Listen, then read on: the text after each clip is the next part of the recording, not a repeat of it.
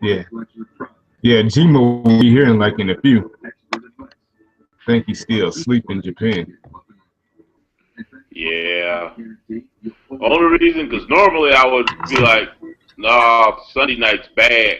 Bad. The only reason is because I just happen to be still up because I want to watch at least some of Hell in the Cell and see how it goes as far as card structure and stuff. Yeah. No, I ain't even gonna bother with that mess. Huh? Dude, I'll come back probably. I ain't even gonna bother with that pay-per-view. I just, Yeah. I mean, I'm going to have it on while we're talking. But I'm probably not going to pay much attention to it until it gets to Ambrose Rollins, if it does while I'm still up.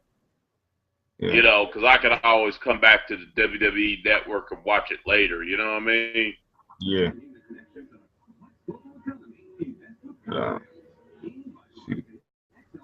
It's just don't. Well, I already got in my head who I think is gonna win all this shit, anyways.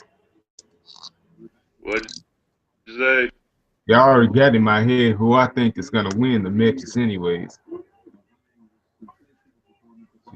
Yeah, and let me say on this. Let me turn an extra light on. There we go. Let me say on this though, that whole thing with Cena and Orton in their own Hell in the Cell match. The only reason they add that stipulation about winner gets a title match when Brock Lesnar comes back. Yeah. The only reason they add that is because they're trying to get people to care about it. Yeah. Because really, nobody really cares about that match. Nobody still don't. The only reason some people are now getting behind it is because they hoping that they're hoping that they get Orton win so we can see Orton Lesnar. Yeah. Yeah. Shoot, we never seen that one before. Well, yeah, but somehow I think they're gonna pull something and have John Cena go over. Tell you right now, if I do stay up to watch the whole show, and let's say Cena Orton is the last match. Hey, let's cut it off. Cena Orton is the last match. I'm telling you right now, after Ambrose Rollins, I just cut it off. Yeah. I even said in one of my own videos, that's what people should do if they're watching it on WWE Network. And that crowd, I'll tell you, it's probably going to take a big dump on it. So, what are we talking about tonight? Whatever comes at the top of our heads. Yeah, right now we're dealing with this wrestling stuff. Gino, he did want to talk about this little Australian rapper, Iggy, about her and Snoop Dogg getting into it. Oh, yeah, I've heard about that bullshit. I'm sorry. I mean, I can't say I'm the biggest fan of Snoop Doggy Dogg, but you know what? How many years has he been clowning women, specifically black women, and saying the word bitch? He's been doing that for years. Yeah, over 20 years. Only when a little white girl got roasted with it, all of a sudden it's a problem. Yeah. She rightfully deserved because I believe she's fake. Well, I know she's fake. Trying to sound like someone she's not. Yeah. And you notice that stuff that we created? Yeah. Like whether it was hip hop, rap, whether it was R&B, whether it was fashion, whatever. Oh, it only becomes accepted when they put it on a white person. Like this whole thing, like the twerking, for example, which I never was that big into anyway. Yeah, that's been out for like 20-something years. Now it's a big but yeah, it was all gross and stuff. But as soon as Miley Cyrus does it, all of a sudden it's cute.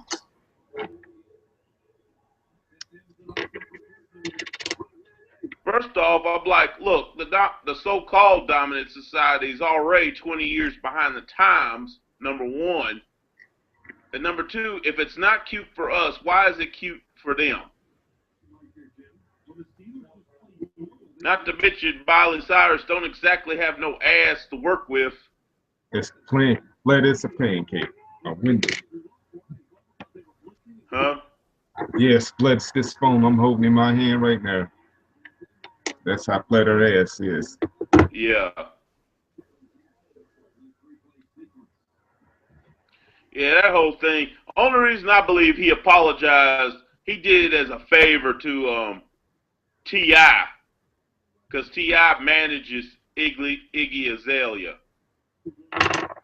He probably did it as a favor to her. I don't think he would have apologized on his own. Because, I mean, really, if you think about it, what the fuck can Iggy Azalea really do to Snoop Dogg? Not nothing. I think he only did it as a favor to T.I. personally. Yeah, that's what I believe. He couldn't have did that on his own. Yeah, because that's the only way I think they get a lot of this stuff that goes on with black folks. That's the only way I think they get a lot of it is because they got something. See, that's one of the troubles with being like corporate sponsored. Yeah. Once they control your paycheck, they pretty much control you.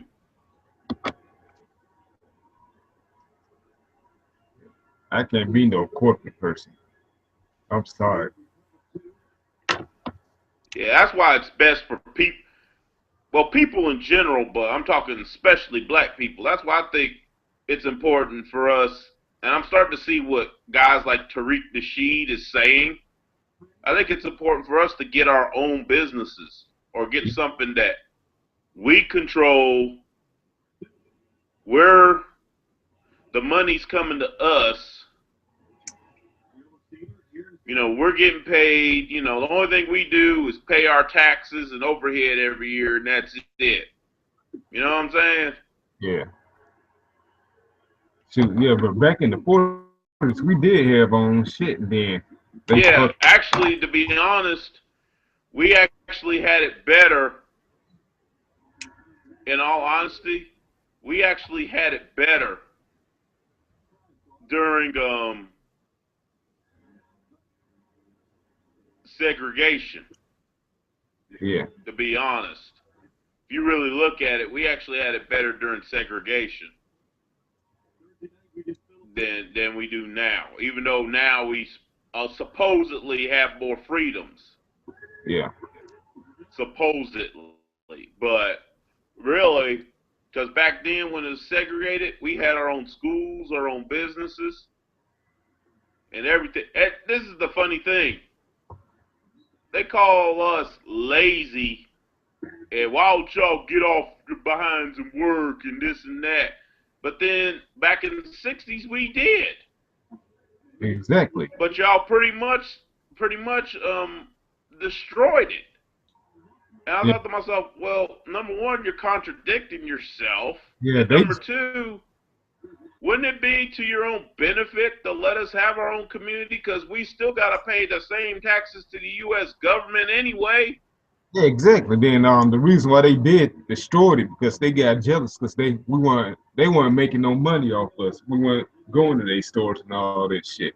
Yeah, because and it would be kind of hard where I live at because really we're all stuck in the same barrel around here.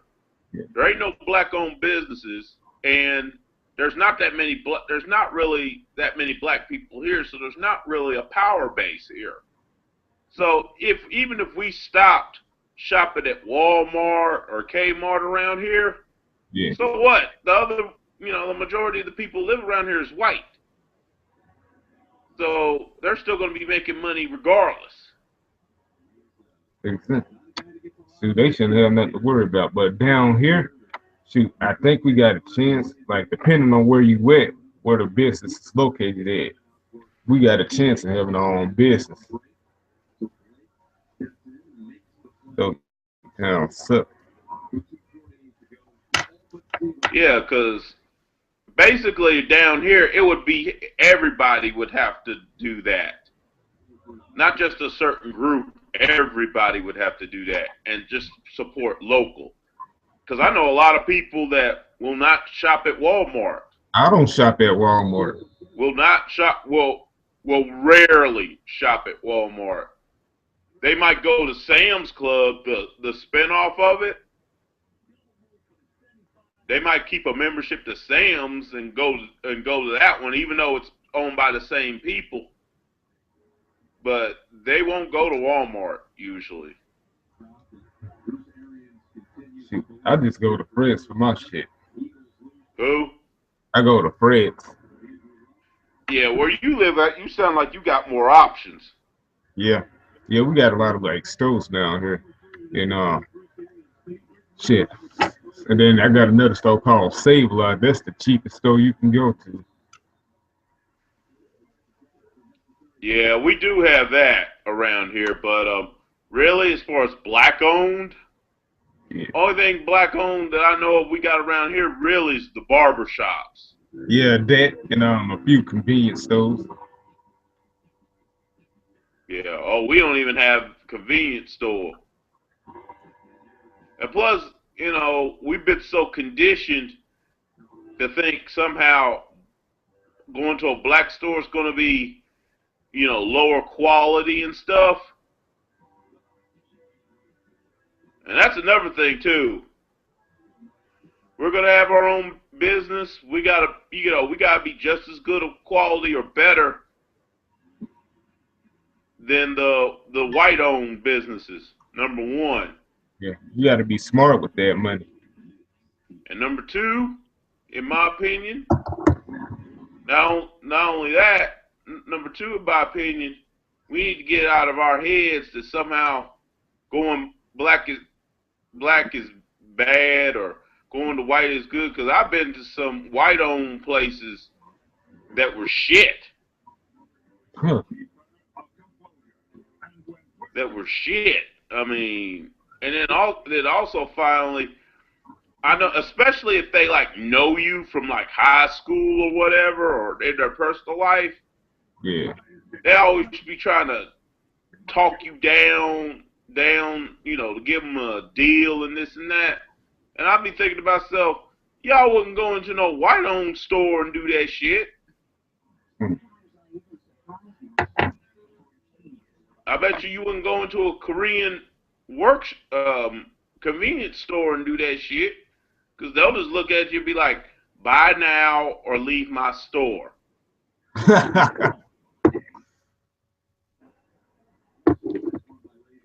But, yeah, no, they don't play that. I mean, they basically got the hustler's mentality, which is basically, fuck you, pay me. Take it or leave it. That's what I tell them. Yeah. And don't think they don't know which ones to try to pull that mess on either. Don't think they don't know which ones to try to pull that mess on. Because like certain black people, they know not to even try that with them. Because quite frankly, like some of them got the gangster hustler mentality. Your ass might come up missing. Yeah. And if I think about it, I'm gonna have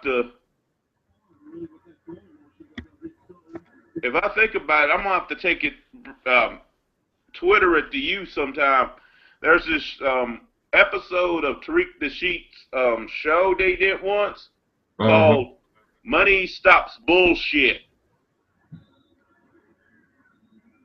So I'm about to look that up. Where he actually talks about that.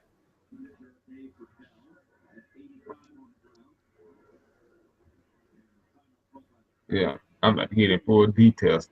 Then as far as these Koreans having their own convenience stores goes, I think I forgot why they sell it in our own neighborhoods though. Yeah, that's another thing too. Them in the when I say Indians, I mean as in India. They always open up in the black neighborhoods. Yeah. Or the lower income. They never, you rarely, or if they got like their own neighborhoods, Yeah. they open up in their neighborhood, or they open up in a predominantly black neighborhood. You notice they almost never open in a white neighborhood. Never noticed. They almost never open up in a white neighborhood, if you notice. Because for one thing,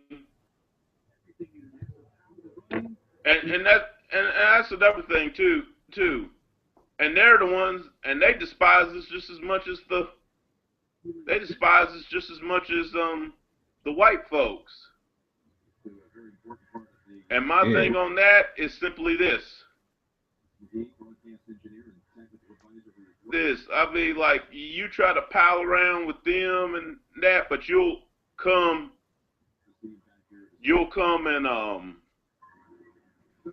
open shops in our neighborhoods and stuff. I would tell them, let another 9/11 happen.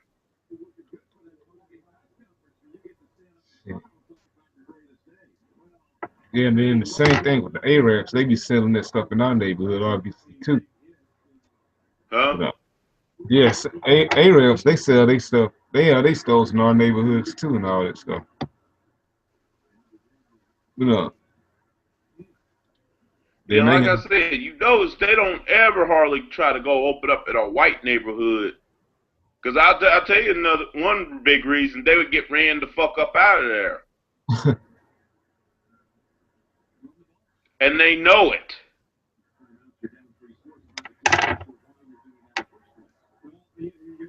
And it ain't all of them. I mean, I ain't going to try to lump all of them in this category, but swear, they be talking about us nasty and stuff. They some of the nastiest people. I mean, they nastier than white folks at times. Because I've seen, like, Indian people, like, go use the bathroom and stuff. They don't even wash their hands or nothing. Because from what I understand from their religion, they don't believe in, like, like body wash and all that stuff. And like I said, it ain't all of them. yeah. Hey, but once I notice it, then I'm going to say to myself, I ain't never coming to this motherfucker again. Because I kind of seen something like that one day. I said, oh, that's it. I hate it here. And then they donuts all dusty and shit. Like I was a kid and I went in one of their stoves and all that shit. I kind of tasted that shit. This shit tastes funny as fuck. Like, shoot, y'all got dust in this shit? Fuck that, man. And don't say it's part of the ingredients.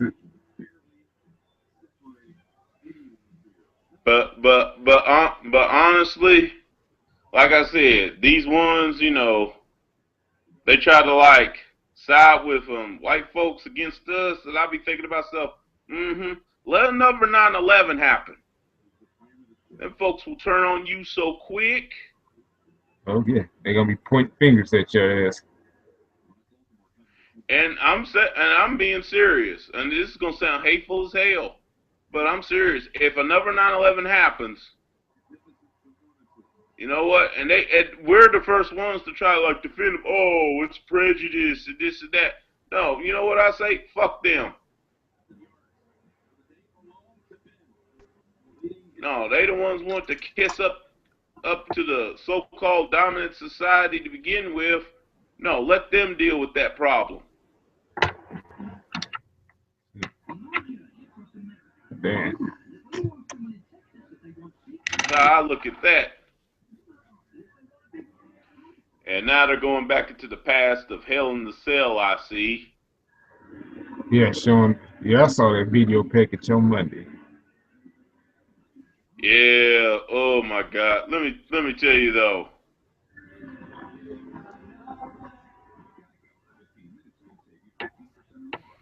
Tell you what though. There hasn't been a real good one since 2012. Yeah. To be honest. Yeah.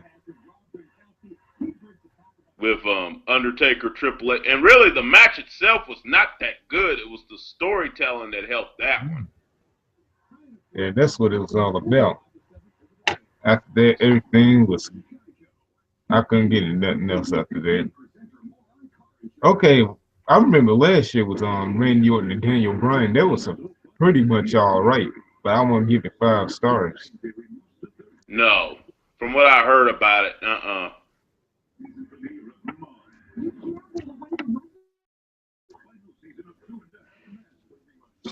Like and, what'd you say? Like Gmo said the other day to us, like, hey, in a time like this, there ain't no need for no cage match. Somebody's not gonna bleed. You will fly southwest. You will fly southwest. Yeah, they ain't gonna really let Hell in the Cell be Hell in the Cell, which is a shame.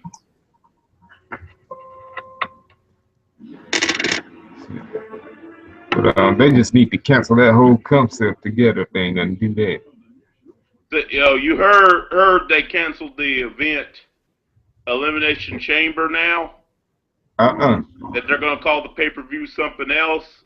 They may still use the match somewhere down the road, which right now, if they're trying to be PG, Elimination Chamber would be one you wouldn't. They might as well get rid of Hell in the Cell too, because really in this era, there's really no need for it, because they're not going to really let them do Hell in the Cell or Elimination Chamber the way it was meant to be done. No, I was just saying, tell them just do a regular cage match.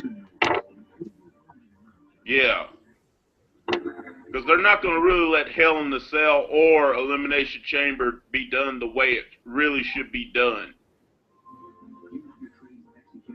When I'm thinking Hell in the Cell or Elimination Chamber,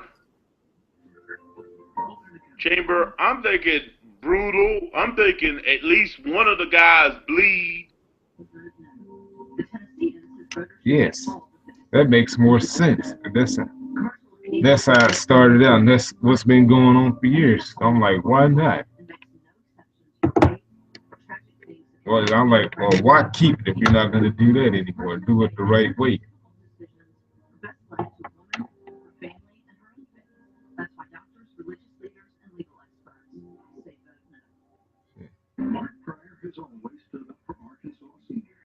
I'll be right back. Hold tight.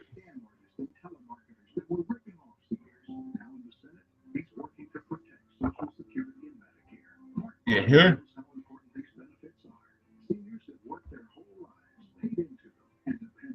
You hear me again? Yeah. I had to get it off mute. Yeah. Yeah, and WWE Network just ran a commercial for another chapter in the Monday Night War series. I've been hearing stories about that. Monday Night Jericho. Oh, they talk about him now. But that's one of the few good reasons to get that thing, for real. Yeah, the Monday Night Wars. I heard that series has been great. Yeah, hold up. Have they talked about Goldberg yet? Yeah. Oh, good. Because I heard he got mad at first because they didn't talk about him when it first started. But I think Goldberg needs to slow down because they just talk about certain time periods. They ain't get to him yet. Shoot, but yeah, they just now put his chapter up. Well, no, you can't really talk about WCW and the Monday Night Wars without mentioning Goldberg. Yeah, he was the leader of WCW, one of the leaders.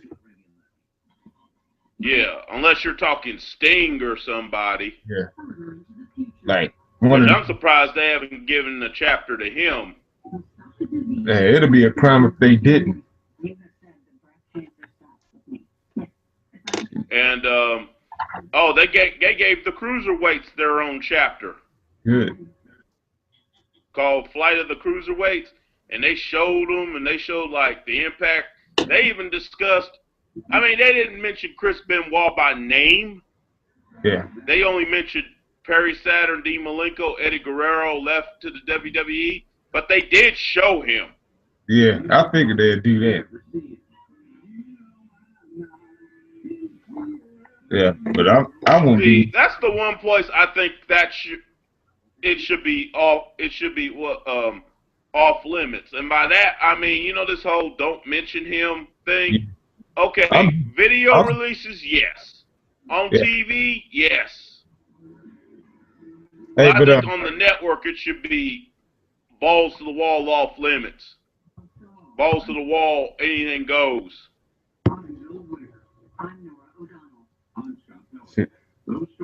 And you know, I haven't talked to you in a while, so yeah. let me ask you something. And I'm going back to SummerSlam. Okay. What did you think on Cena and Lesnar? I'm like, shit, now that's one hell of an ass whooping. But I won't call it worse than an Extreme Rules shit. That was almost a prison rape. I even said afterwards, I said, look, Brock Lesnar did everything to John Cena but ass rape him. And he probably could have did that too if he'd have wanted to. Yeah, Dan, Brock Lesnar still would have had his manhood still. Huh? Yeah. Yeah, but if Brock Lesnar did that, then he still would have been a man. You still won't consider him gay. But that's how I'm just thinking about it. But I'm like, yeah, oh. even I, at the risk of getting my ass whooped, if he did try to do that, I'm like, no, man. I don't like Cena, but no, I can't let you do that to the man. No. Yeah, I'm just gonna close. You already pretty much took his manhood as it is. If he had any, which I don't, which he don't. If he had any, which he don't. Man. Yeah, cause man. If they design Cena to beat Randy Orton tonight, then all they're gonna do is have him get his revenge on Brock Lesnar, take the title in, whatever. Yeah, if they do that, it's basically gonna be same old shit. Yeah.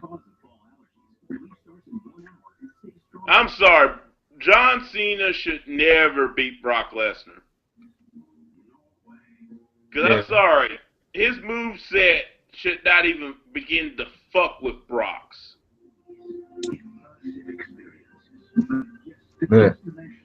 Yeah, when they fought 2 years ago, that victory was bullshit. Like after all that shit, Cena still win. Oh, Extreme Rules? Yeah. Oh yeah, Brock beat his ass. I mean, that was a bit of a prison rape whooping too. Yes. Oh God. Yeah. Shit. Yeah, I mean, now some people must say, well, Randy Orton shouldn't beat Brock Lesnar either. I said that's true, but if you think about it though, dude's got the RKO. Nah. Brock can whip his ass the whole match. Then all of a sudden, Randy gets into RKO. Boom! there goes Brock. Yeah. That's everybody else you can kind of prepare for. Yeah. Like Cena, you can prepare for. Undertaker, you can prepare for. Triple H, you could prepare for. Daniel Bryan, you can prepare for. You can't really prepare for Randy Orton in the RKO because he can just do it out of anywhere, pretty much. Oh, they're going with the 2 out of 3 falls match first. No, I hope Cesaro takes this shit. It's a shame what happened to that guy. Oh yeah, especially I watched that event over the weekend again, WrestleMania 30. Especially coming off of that, man, where he picked up the Big Show, walked with him at least about 2 or 3 steps, and basically body slammed him over the top rope to win it. With ease. Huh? Yeah, he did that with ease. Is that what you said? Yeah. Yeah, because you kind of low, man. Oh, shit. I need to fix this thing.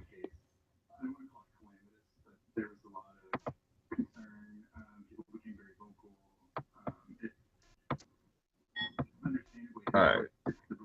Alright. Can you hear it now? Yeah, I hear you a little bit better.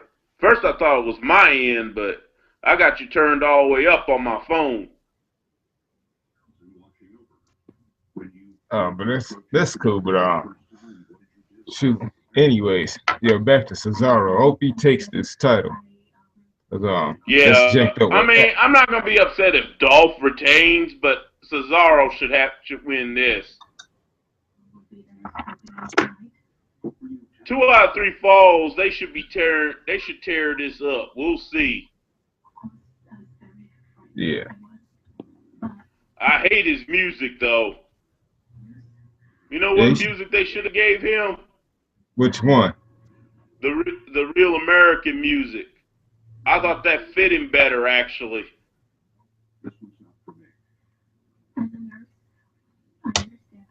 Oh, man. But I like this original better. Back when he was with,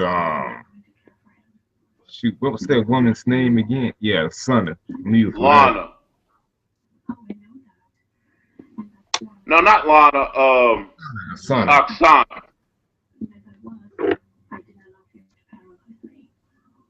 Yeah. I'll tell you what, though. One of the feats of strength I'll never forget, besides the Big Show one, was the time he put the Great Khali in the neutralizer. Some people say, well, that was mostly Khali, though, because, you know, we helped him up and everything. I was like, still, you got to have some power to hold him in place to put that move on him. Yeah, that tall motherfucker. Huh? Oh, sorry about that. He could jump in the air with me, and I still couldn't get him up. Shoot, I know I can't, so I ain't gonna try it. Shoot, I ain't no tall. Well, I'm not really tall, but I ain't got no meat on me. This way of book. I mean, or like, yeah, like, you know, they say, oh, they help each other in the movie. I'm like, that's true, but sometimes you still gotta have some power. Like, for example, when Austin Aries like puts some of these big dudes in the brain buster. Yeah. I'm like, dude, still gotta have power though. Yeah, it got to be both. Damn helping you and have the power. One can't do it by themselves though. Yeah,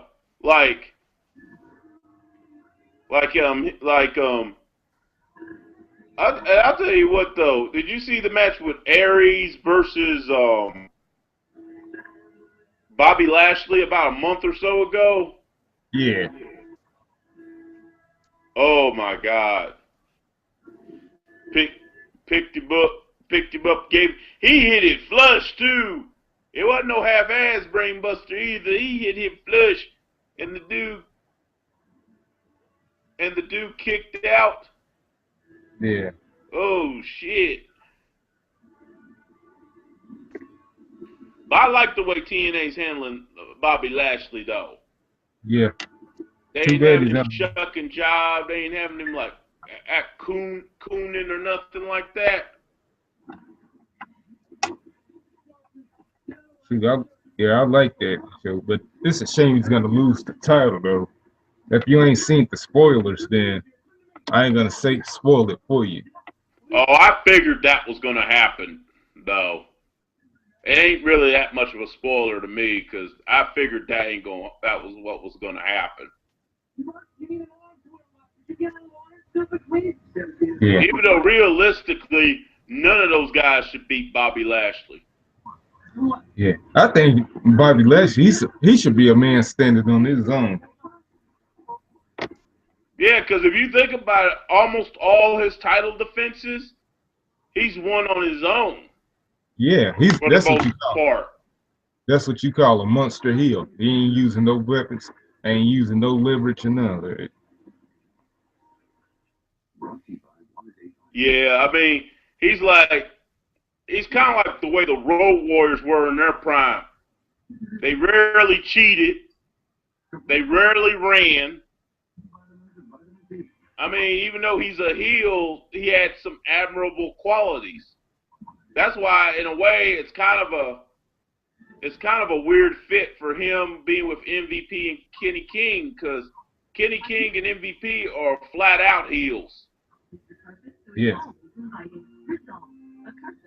They're like classic heels, whereas Lashley is more of your badass heel. Yeah, he does some dastardly stuff, but he don't need to cheat to beat you. Oh shit! What the hell is this? What's going on?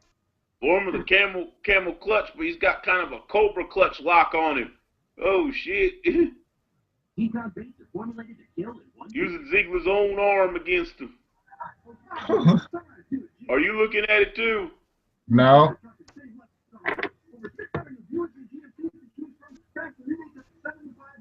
Hey, you didn't happen to look at any of my quote-unquote fan promo rants, did you? No, I ain't even get to them. Oh, like there's a couple videos where I got links to them because they were so long, and right now on my MrGriffiev channel, I got 2 strikes, so I can't load anything past 15 minutes. Yeah. But I can load them on my Irvin Griffin Jr. channel. I can load it on them. So I had to put it on there. In fact,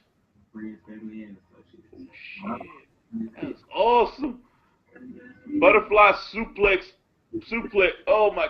Let me describe this move Cesaro just did.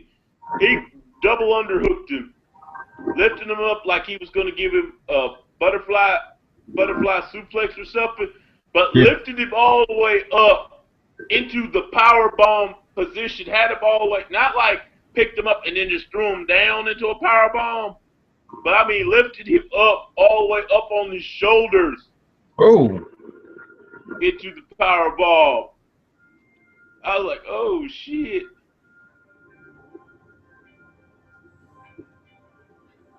That's what I said. With Cesaro, oh my God, I'd have to cheat. I'd be cheating like crazy. Woo. Yeah. Yeah, he would be getting hit in his nuts somewhere in the match. Yeah. I'd be like, dude, use the neutralizer now, son. Yeah, it's been time. Damn, they pulling out some shit. Yeah, that's what I expected, though I'm not seeing it. Oh yeah, they pulling out some shit. I mean, it ain't a 5-star classic, but they pulling out some shit so far.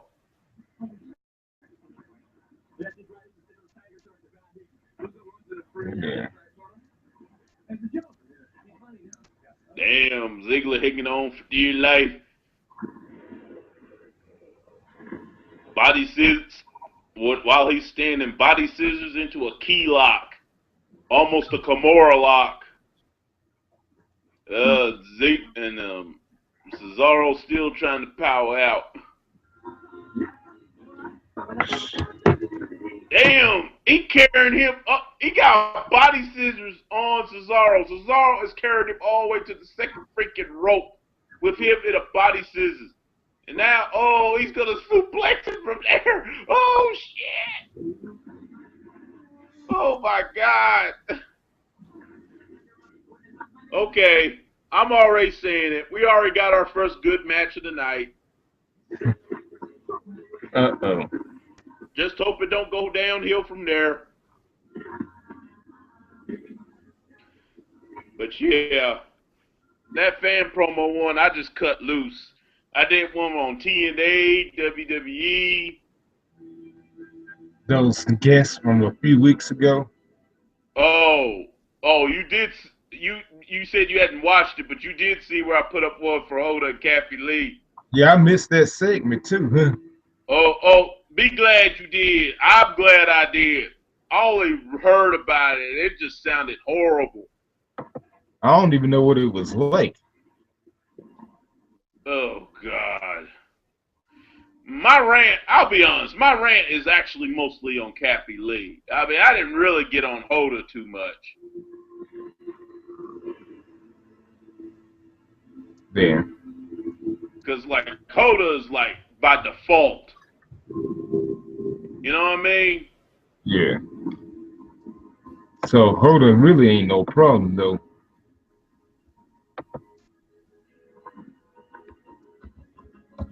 Yeah, I mean, shoot.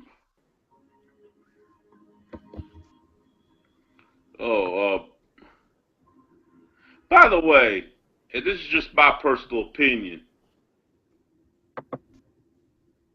Do you think the show Total Divas has hurt the Divas division? And has actually given like ammunition to see the haters? I really don't. I really can't tell if it is or not. But I think they over promote it. They be overdoing promoting it damn show.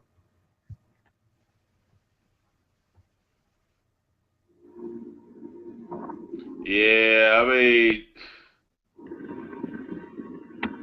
I've never watched any episode of it. I watched it a few times a year ago.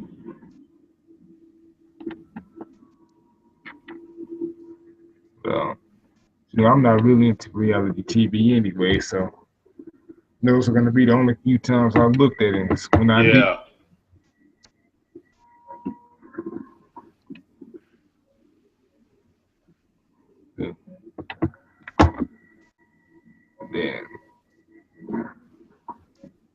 And then the only show that I want to watch from them is that NXT shit, but I never got around to it.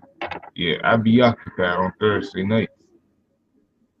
Oh my God! See, nothing against Ziggler, but damn, I didn't think it'd be 2 straight falls. Oh, he won it. Yeah. I figured it would go all 3. Yeah. But it was a good match, don't get me wrong, but I think it should have won all 3.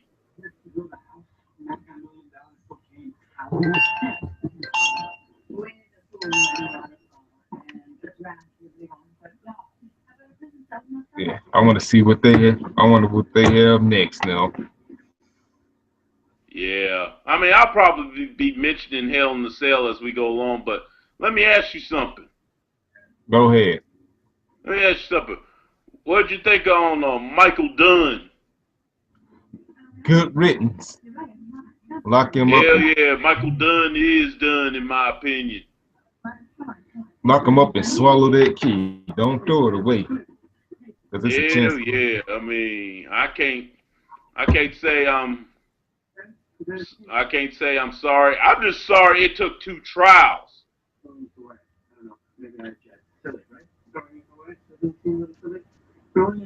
Thank you. But this is what I think, though. I think, though, a lot of times they'll sacrifice a white or 2 just to try to shut us up. Huh. Never thought of it like that.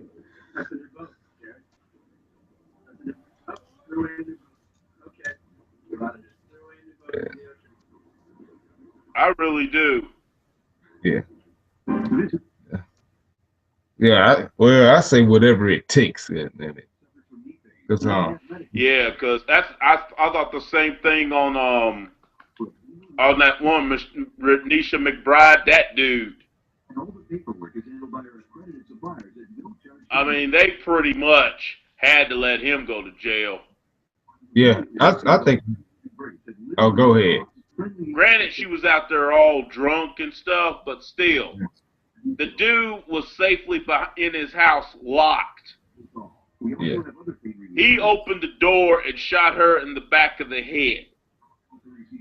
And then he tried to play it off saying, I'm scared. And you know where that came from, right? Talking about, oh, I was scared. But thing is, you was safely behind your house. You didn't have to do that.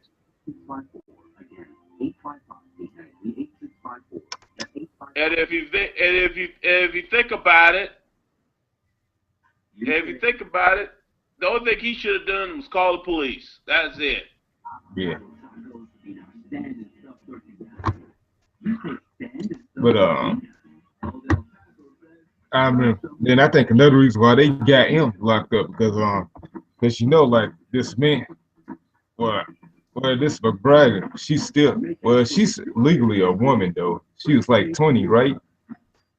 Like this man, yeah, this man versus woman stuff. You know, most of the society's gonna take the woman's side, considering it's a liberal country. So I think that might be a little bit of a reason. I'm not sure though. Yeah, plus they still kind of need black women on their side because that's kind of like their ace in the hole a little bit. Yeah. With us, because you know, black men, black women don't get along that good. Kind of like their ace in the hole. So they still need us. That's kind of another reason. But on the Michael Dunn thing, you notice most of the white supremacists didn't even try to defend him. Yeah, I ain't hear nothing. They did at the beginning. But as more shit came out, you notice there was less and less support. It wasn't like with George Zimmerman. Yeah. George Zimmerman, there was still enough reasonable doubt. There was still enough reasonable doubt. Whereas Michael Dunn, there was no defending him. You notice nobody's tried to really defend that cop down in South Carolina either. Yeah. Nobody's really tried to defend him either. Because, I mean, I told a white coworker this. I was like, look, okay, even though personally I think George Zimmerman should be in jail right now, I could see where somebody could make a reasonable doubt for him. I could even see where somebody could try to make a reasonable doubt for like Michael Dunn, or even the cop that shot Mike Brown out in Ferguson. Yeah. And how about and the same guy from down here, Walmart in West Memphis, the shit that happened back in 2007. I'm not sure if you heard about it. No, I don't think I've heard of that one. All right, I'll explain it to you. It happened in the summer of 2007. So this kid was walking down the street in the middle of the night. So I think he had a headset on. I remember the cop gonna say he had a fake gun on him. Then he shot the kid like 3 times, blew him out of his shoes. That damn it. Wow. I was pissed off at that. I wanted to kill that motherfucker. I didn't care if I get the needle. I'm taking you down with me. Wow. But people wanted to riot, but his mom was a Christian mom and she wanted to keep the peace, so I under her wishes. That's what we did. But the funeral was packed in. We had Al Sharpton come up here and he came down and said what he had to say. I'm like, whatever. But I heard that same cop is in Little Rock now, right now, trying to instruct FBI agents how to shoot. Then they used the scapegoat to try to ban fake guns and all that stuff. What's up, G-Mo? Hey, what's up, y'all? Well, hey, I guess Brent. I'll have to work out a little bit later. What's going on, Irv? Oh, not much. Just been talking to him, been telling him what's going on with Hell in the Cell while we've been talking about subjects. Yeah. Now we just got on like I asked him about Michael Dunn, and we just started talking about cases, and we got on the case line in South Carolina where the cop shot that black dude. And that happens all the time. And the white dude basically lost his job and everything. And I was telling a guy at work, I was like, that was a white coworker. I was telling her, I was like, look,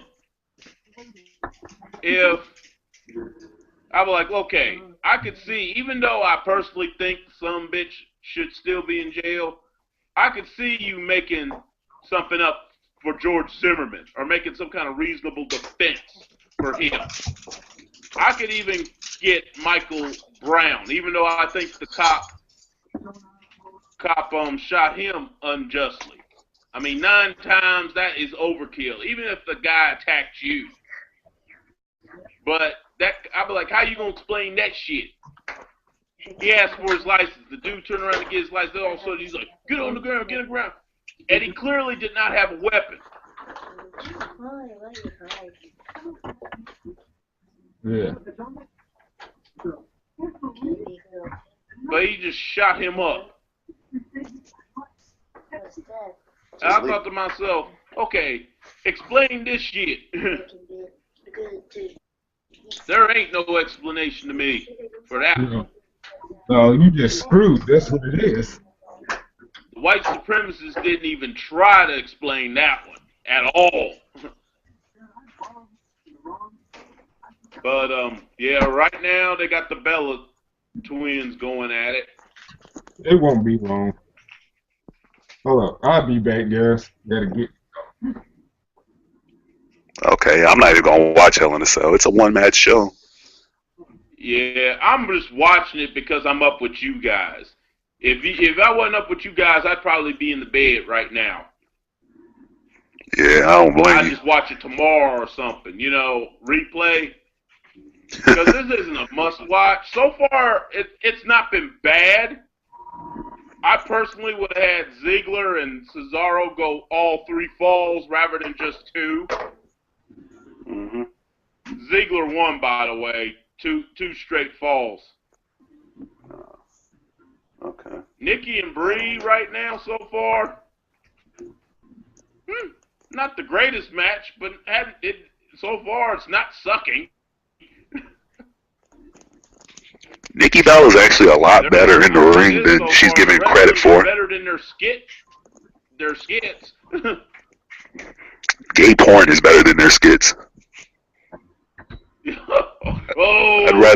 would rather sit through a gay porno than watch that Nikki Bella stuff again. The Bella beef, I never want to see it again. That shit was trash.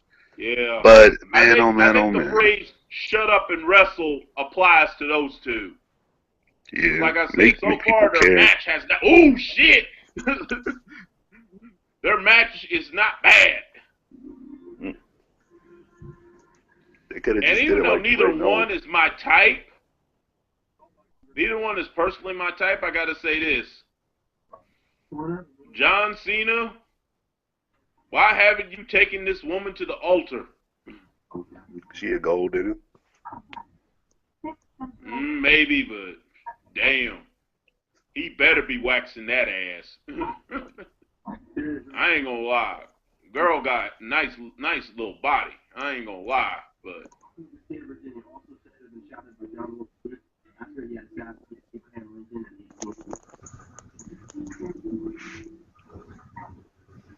who's this? Michael Phelps.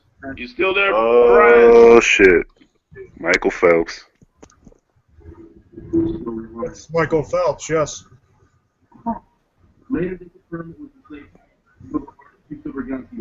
Yeah, so far this match hasn't been bad. This would be so sad if this match ends up being better than AJ Page.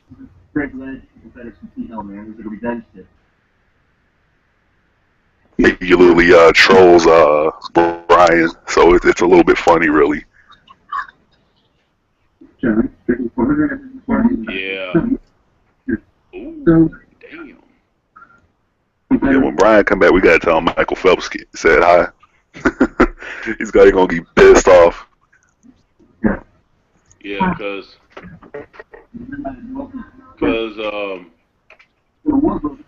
seriously, this. Yeah, you got a point about the Bellas in their skits since SummerSlam. Their skits are horrible. Not even going front. Their skits were horrible. I was worried about this match, but actually this match hadn't been bad.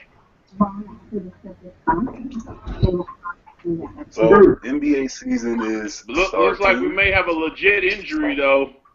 I'm back again. Bree did All a right, Michael suicide Phelps says hi, dive. They both Brian. landed. She kind of landed on Nikki's shin. Hey, what you say, Gmo? I said Michael Phelps stopped by. Oh shit! Yeah, you missed him. Yeah, he just said hey and then left. Oh, okay. Who is he, like a troll or something? Well, yeah, something close to that. Yeah, he sank.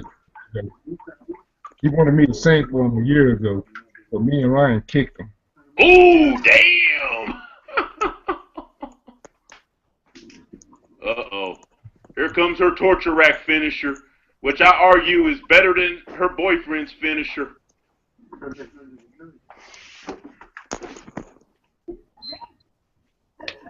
Okay, I'm sorry.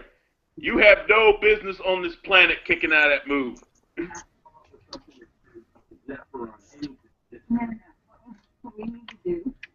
Okay. All right, I got my eggs on the stove now. Gotta eat my boiled eggs for the morning. Well, all right, let's talk. Has anyone heard about what Brodus Clay said? Brodus Clay did a shoot interview and basically defended John Cena. I just saw this. I didn't hear about it, but I know about it, but I haven't listened to it yet. I did. So what are your thoughts on Brodus Clay defending John Cena? Well, what did he say, actually? I know they did the interview, but I haven't listened to it. Okay. Me personally, I think he's just trying to keep the door open for him to come back to WWE. Yeah, because I think TNA is just a stop. Oh, yeah. Nikki's got her this time. No one's going to make a career out of working for TNA. I mean, if AJ Styles can't do it, who else is going to? You know? And there ain't nobody left there. Nah, that's why I don't even watch it no more, man. Yeah, I don't either. Everybody's leaving. And that's just sad. Mm-hmm. I mean, you can watch it for Rebel just because she's really, really hot, but that's about it. That's the only reason to watch TNA now is to see Rebel. Yes. Yeah, I mean, TNA's got a few stars I look at it for, but and I don't get the people that still want to defend that company. Oh, we're talking about American Alucard. About CM Punk going there, but like, wait a minute, aren't you supposed to be broke? Nah, I think fans over-exaggerate. People over-exaggerate how much money TNA claims to have or does not have, you know, because at the end of the day, it's like, who in the IWC actually works for TNA? Who is actually the financial plan? Now, that Bound for Glory was some bullshit. I didn't see it. Yeah, that was. I mean, how you gonna tell me how much money I got? You know, but at the same time, when TNA throws together a show like Bound for Glory, like, I could have built that stage.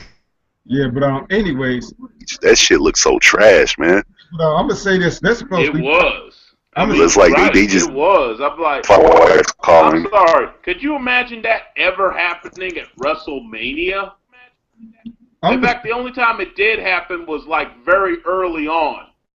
Like the first ever one is the only time there was not a world title match. Yeah, that's supposed to be your biggest favorite. Where's your fucking champion at, damn it? That's why. Yeah. Yeah, where's your main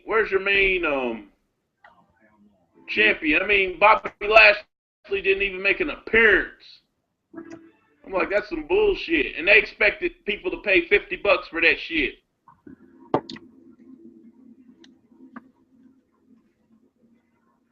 I'm doing.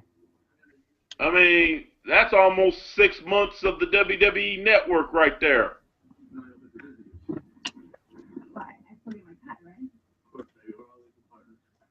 And, like I said about them, shit, everyone's leaving and all that shit. People smell blood in the water. Yeah, like well, I was getting ready to say, well, Brian, you may have heard me telling Prince this. So far, the card hasn't been bad, quality-wise. Like I said, the 2 out of 3 fall match was great. I think it should win all 3 falls, though. Just my personal opinion. It's too cliche when you do a 2 out of 3 falls match for it to go all 3 falls. It makes it predictable.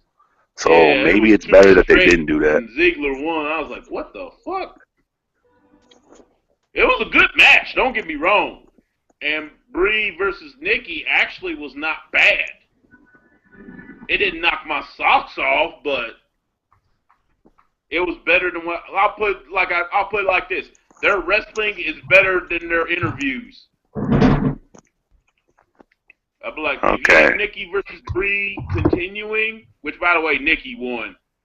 If you have Nikki versus Brie continuing, please do not put them in those skits. Just let them wrestle. So we've got to talk about the whole Ebola thing. We've got to talk about Ebola, yes. Honestly. Yes, I know the media has beat a dead horse on Ebola, but what are you guys, just go ahead, take it away. Ebola. I'm going to say this. Oh, Lord. You know, I work at a news station, right? So we're hearing shit about that all the time, man. I'm just saying this. Like, I had watched a guy's video on here named the Orange Thing. He said that shit been out since the 70s or the 80s or some shit. So why are people so worried about it now? Yeah, that's what I'm saying. I've heard of Ebola years before. That's why I think some of this is rigged, man. I do. It is rigged. It's the disease of the year. Y'all realize that every year there's a new disease that's taking over America. We had West Nile, the West Nile mosquito shit. And then we had SARS, anthrax. And next year is going to be something else. And it always happens around the same time. It's H1N1. Yeah, H1N1. Yeah, you know, anyone who's lived... Anyone who's ever lived in America knows we're not lying about this. Every year they come up with some new virus around the fall season, around September time frame. What's around September? Flu shot season. Get your antibiotics. There's always some shit on the news every year. I wonder what it's going to be next year.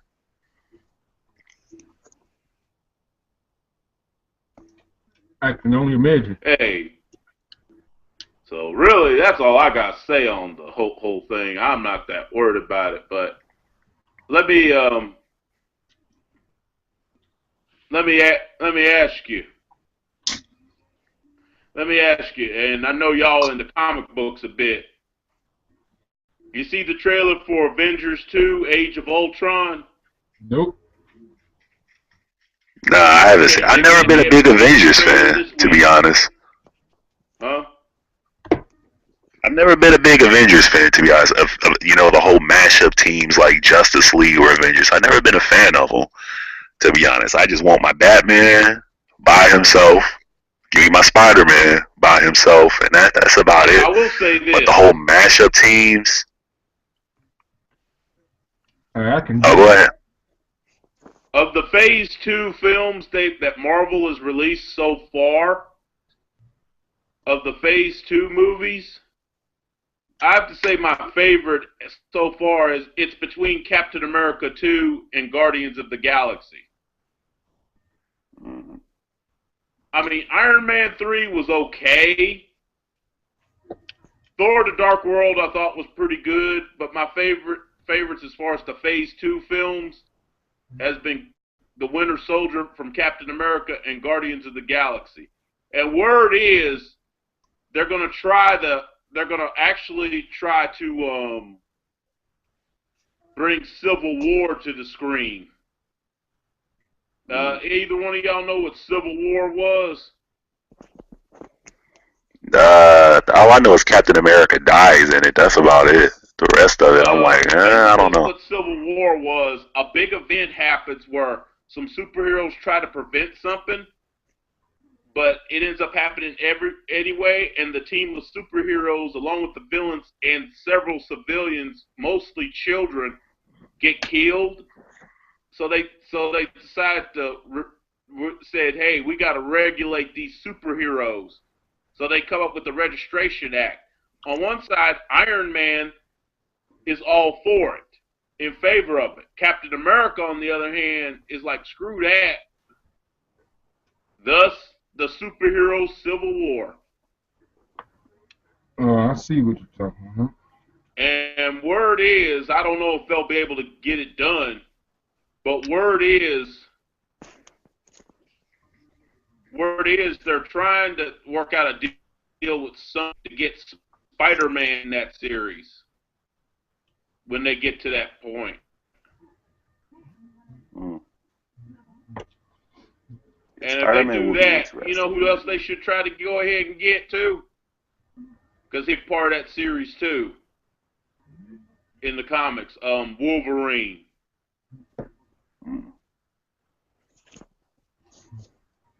Yeah, it would be interesting, especially seeing Spider-Man in it. Has anyone heard about the substitute teacher who got arrested for performing oral sex on a student? No. Oh my God. They sat her down and interviewed her and everything, asking her about you do realize that this is a high school boy. Why would you want to, do that to a high school boy and everything? And basically her explanation, well, he made me feel like, basically just wanted attention. Shit. And think it's sarcastic. I mean, for these teachers, that's just dumb. Because you go into jail and stuff. Now for that high school boy, especially if she's hot, that's bragging rights for him. Yeah. Yeah, his swag gonna be crazy after that shit. But man, oh man, I'm just saying, like, why have teachers not learned from this? I mean, this has been going on for years, and they always get caught. Yeah. That's like smoking crack now. You already know what the end result's gonna be if you start smoking crack. If you starting to smash a student, you already know what the result's gonna be because they're young. They're not gonna be able to keep it to themselves. And like y'all said, it's bragging rights. He's gonna run around. He's gonna brag, and someone's gonna hear about it. He's gonna run that mouth because he don't know how to keep shit to himself. Yeah. Yeah, boys, they kiss and tell. Yeah, that's why. It was a young man, like 18. Well, I won't say 18. About our age, me and you, G-Mo. Then he went sick. Because men don't kiss and tell. That comes with, maturity and everything. I mean, when you're young like that, I mean, if I would have smashed my Spanish teacher back in high school, man, I would have built a statue. I would have had motherfuckers build a trophy. I would have got a T-shirt with it on it. That's just, how your mind works when you're that age. But it's not even on the kid. I don't blame the kid. I blame the teacher for being that stupid and thinking that you're going to get away with it. Yeah, exactly. And I would be thinking, you know what? To be a little sarcastic, let me take a line from John Witherspoon from one of his stand-ups because he was talking about this type of subject, and he was like, you know what? I was 15 at one time. Ain't no teacher give me no fucking pussy. Witherspoon, you have to spend the afternoon with me. Yeah, boy. Don't worry about nothing, Miss Jackson. I'm going to tear that ass up. Don't worry about nothing. But that's what I was thinking. I'm like, sarcastically speaking, I'm like, shit, I was 16 at one point. Wasn't no teacher trying to give me no ass. Shit, I need to go back to school there if that's what y'all doing. Then again, I'm a son of a school teacher, too. And a lot of them knew my mom or they knew of her. Let me put it that way. Yeah. Yeah, they probably, even if they were like that, they'd be like, no, we're going to leave this Urban Griffin dude alone because his mom can find out. Man, y'all hear about the Snoop Dogg and Iggy Azalea thing that happened? We talked about that earlier. Yeah, we talked about that for Oh, shit. Bullshit. Oh, man, I can't believe I missed Yeah, that. I mean, that whole thing, Snoop, I believe, only did it as a favor to T.I. Because I don't think he would have apologized on his own. I think the only reason people made a big deal about it is because it was Iggy Azalea, little old white girl. And yes, I'm going there.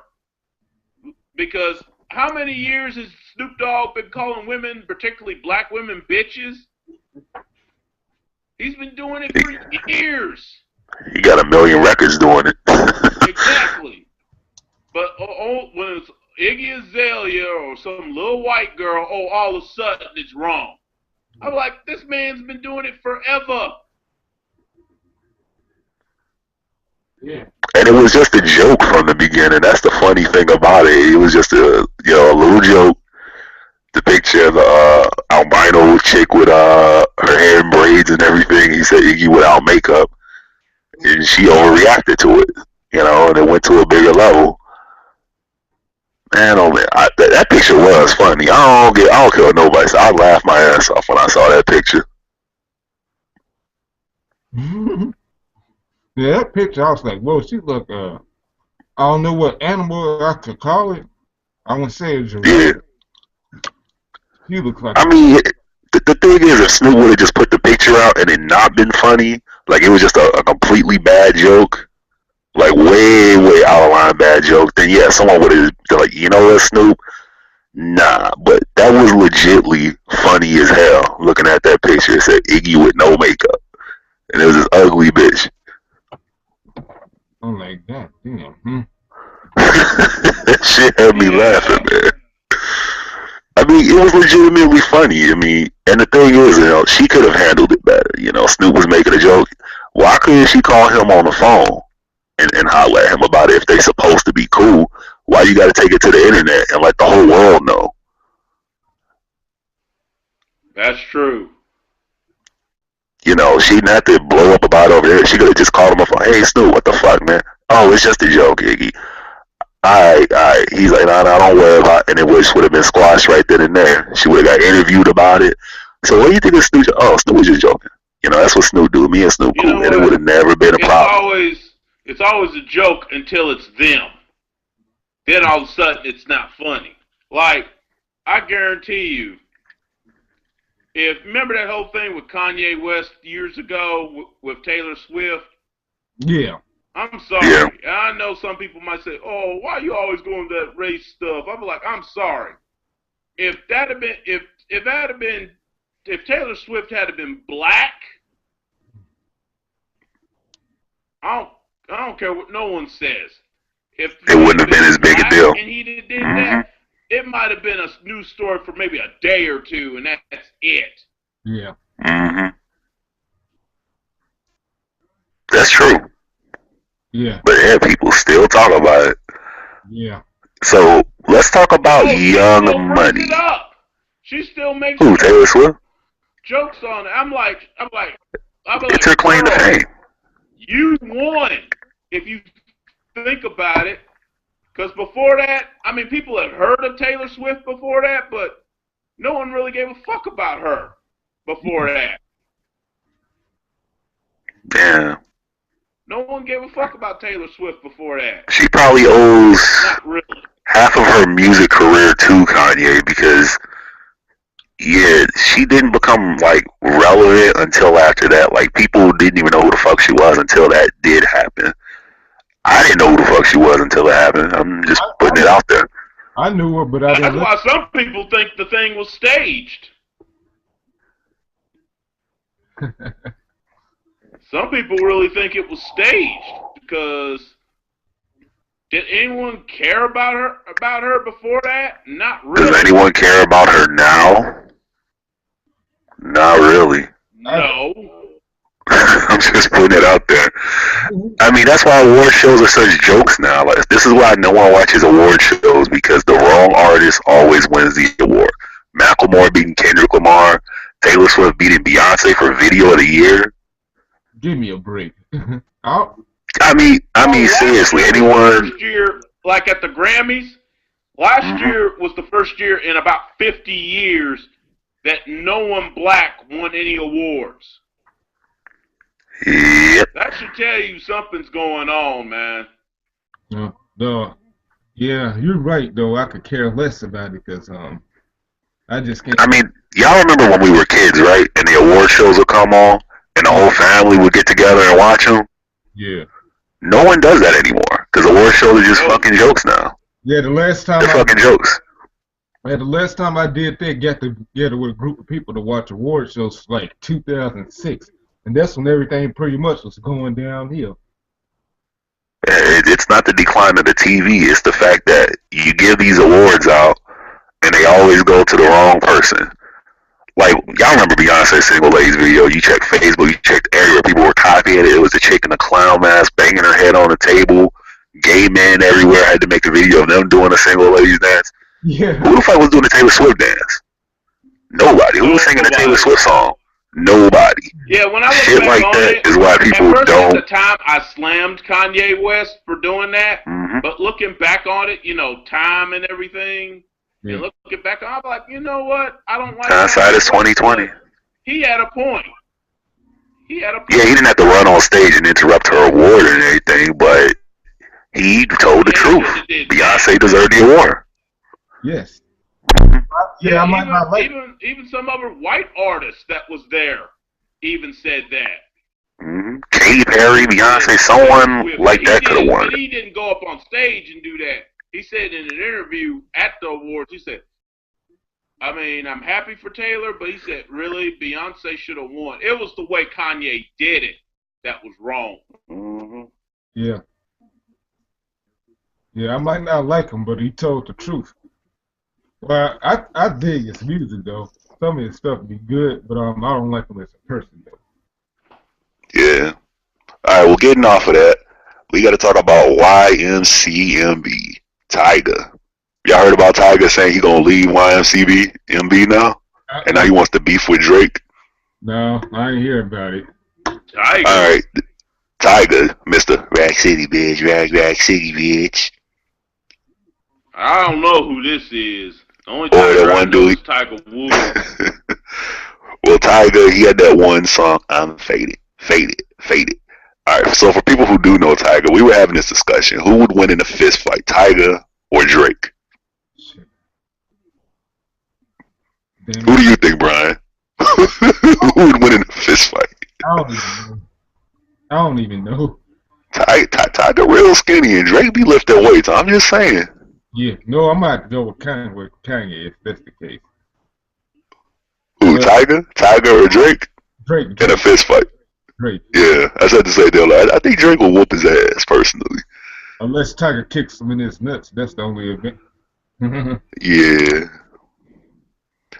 So in China, there was a Chinese woman who I guess her boyfriend broke up with her, so she decided to go to KFC and stay there for an entire week, eating nothing but chicken.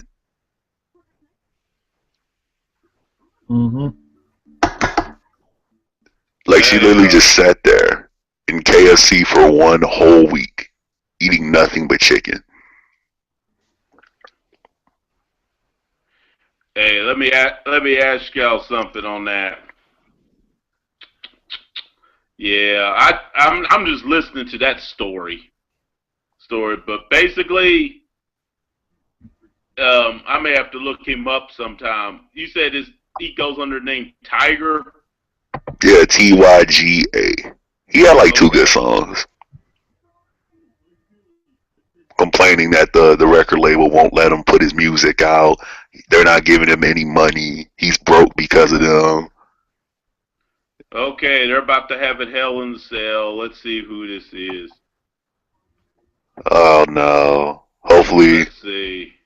Is it Ambrose? Right now. If it's Ambrose Rollins, I'll watch it and then I'm going, well, I'll take the phone back to my bedroom and still talk to y'all, but I'm turning the shit off. It better be Cena Orton. Yep. They were smart. They went with Cena Orton right now. Good. Okay, you can turn it off then. Right now. Turn it off, then cut it back on.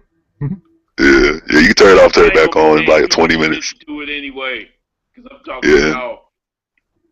So there was a teenager in Florida the Lex who was arrested. Can't listen to one of his videos for the preview with that dude Preston that he be with. Oh, Preston, cool. He made me laugh. Oh, they actually talked about rivalries. And they talk about how they try to make Cena Orton seem like this epic rivalry. But it's not. I'm sorry. It is not Hogan Andre.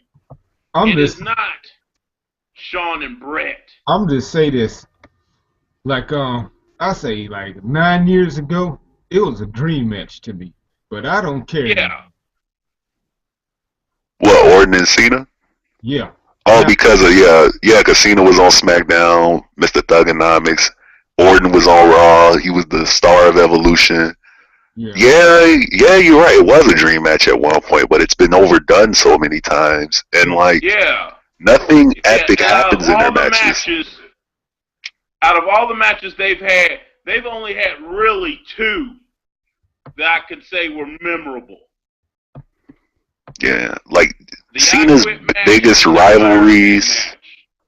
Cena's biggest rivalries, I would say, are top 3 Cena rivalries. What are your top 3 Cena rivalries? I'll go first. I'll go with him and Edge for one. Yeah, him. Yeah, Edge definitely takes the #1 spot. Bradshaw. John Bradshaw Layfield. That's what I said. That probably #2 only because he won his first title. But really, the match of that rivalry, was not the title match. It was the match after it, the I Quit one. Yeah. That's what the WrestleMania match should have been. Yes. And that was back when Cena was Doctor of Thug. Me and Nature Girl was actually talking about that earlier this week with each other on the phone, and we was both like, good grief. Back when Cena was, and I had to remind her of this, and she went back and looked, she was like, God, you was right, Irvin. Cena was so much more entertaining when he was Dr. Thugonomics. I was a Cena fan then. Yeah, I think we all were at that time. Yeah, I was. I admitted it. I was. Yeah, people don't like that. He was so much more entertaining when he was Doctor of Thugonomics. Some people don't like to admit it, but well, even in 05 and 06 when he first started becoming the Superman, during his the beginning of his rivalry with Edge, he was still entertaining. Yeah, but it was like in 2009 I got tired of him. I was like, no, I had enough. I think. See, I wouldn't even slate JBL as #2. I would definitely say Edge #1, but #2, I would put CM Punk. Much more entertaining. I'd put CM Punk as #2 in his top 3 rivalries. Yeah. Personally. But that some people would think that's because I'm such a huge Punk fan. For me would be Batista. Switch JBL and Batista. I would put Batista #2 and JBL #3. Yeah. Maybe Batista. I'm trying to think, is there anyone else you could really put there? Nah, Batista seems about right. Edge, CM Punk, and Batista probably be his top 3 rivalries. Well, I won't put them in no order. Because it took, and the reason I would put that as a topper too, because it took John Cena really on and off. It really took him till 2010 to finally get something over on him. Because every time they fought up until WrestleMania 26, every time they fought, Batista won.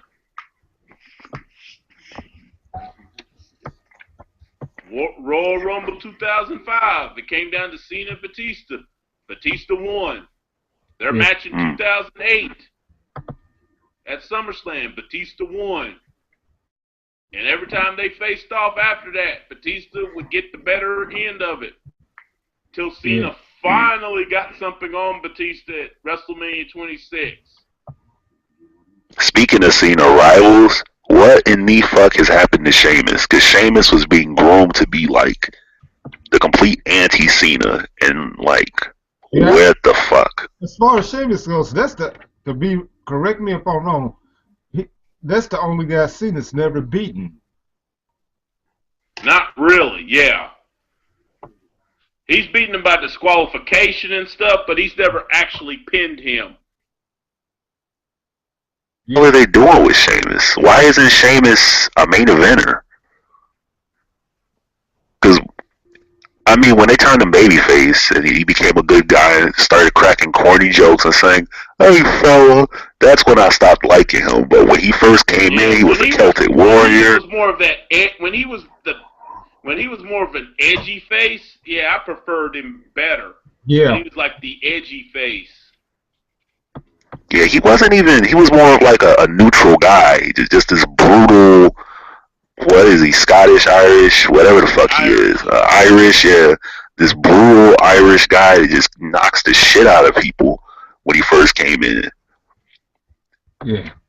And then they made him a baby face, and it just fell apart.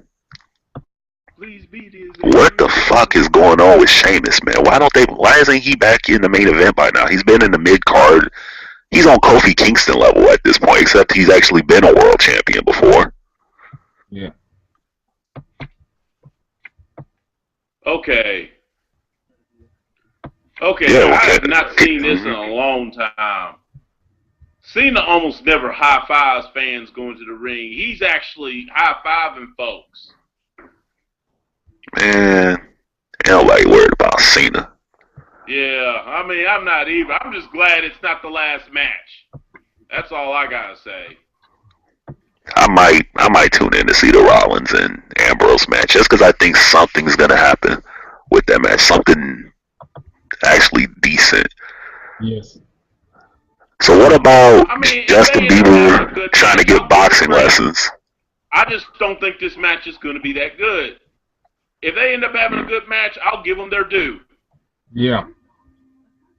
I'll give them their due. But personally, I hope Orton beats the shit out of him.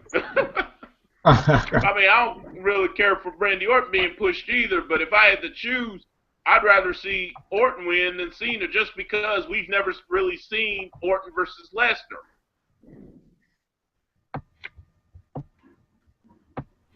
And if any pro wrestler would actually have a chance against Brock, it would be Randy Orton just for the simple reason.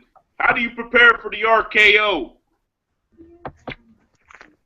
Shoot, you gotta be against Lesnar? Man, nah. Break both of his arms. Oh, you gotta be quick with it.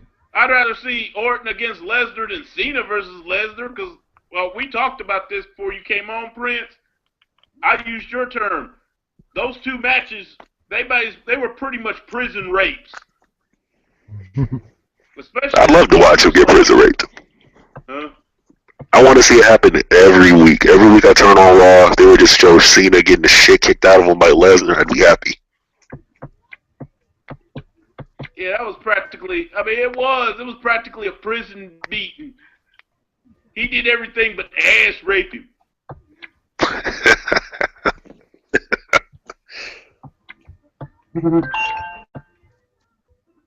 I'm sorry. You get German suplex 16 times. Like, I remember when I wrote a thing on there, America and a la carte, trying to say, oh, there was no flow to the match. There was no story. Austin Aries and Bobby Lashley was a much better match. I said, yes, it was a much better technical match. However, that wasn't the point. The point is Cena got his ass whooped. And that was the story. He went in there and got dominated. That's another argument that how would you love to use to defend TNA. Oh, they got better wrestling, which actually they do. I actually enjoy the Impact up until about maybe a couple of weeks ago. I think this past week was the first time I have not watched one because it just looked boring. it didn't even look interesting. I was like, I'm not watching this shit. Yeah, I don't think I'm gonna watch it again this week either. All my favorite people. Yeah. Get this though. Get another excuse. They try to use, like, when they was talking about CM Punk going to TNA, they try to use, listen, well, he could go there and actually have great matches like he wasn't getting in WWE. I'm like, look, he can go anywhere and have great matches. He can go back to WWE. He can go to ROH. He can go to Dragon Gate. He can go to New Japan. He can go to Wrestle One. He can go to the damn center of the earth and have a great match with the Bull Men that live down there or something. I mean, damn. That's not really a good excuse. So I'm gonna bring this up. In today's wrestling world, with the way that people look at the YWC, and everybody go, it was a good match. It was a good match. It was a great match. I personally think match quality is something that's become very overrated in today's age. Yeah. Is it important? Yes, but people overrate match quality so much. They'll watch a match and they'll jump up and down. Oh, it was a good match, but they never watch that match again. They'll go 3-4 years and never even want to watch the match again. You know, they act like a match plays out to making the show. Yeah. You know, you can have good matches and have a shitty show. Look at TNA, for example. Yes. Yeah. So far, by the way, just on a side note, so far this Hell in the Cell has not been, it ain't knocked my socks off, but it has not been bad. They probably still won't let it get bloody. Damn WWE.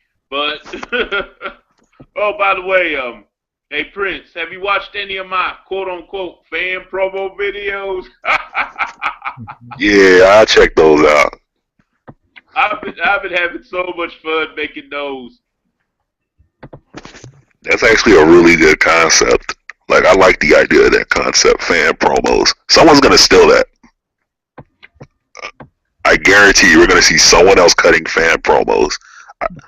Wrestling Jesus should make fan promo videos, too. Shit is hilarious. Oh, yeah. Of course, the one that got the biggest response was the one on John Cena. Oh, yeah, I mean... Nature Girl 30 asked me, like, privately, she was like, God, you was just mean. You even went below the belt a little bit, especially the part about Cena and Mickey James and stuff. I'm like, I'm not saying anything that people don't already know about, you know? And also, it's just like, if they let you cut a promo on John Cena, would you? I'd be like, now the Mickey James part, I was like, no, I wouldn't go there with the Mickey James part. But hell yeah, I'd be like, look, Vince, you better tell me what the guidelines or what I can say and cannot say to this dude right now, because if you give me a live mic and you allow me to shoot or go with it, I will rip this man to shreds.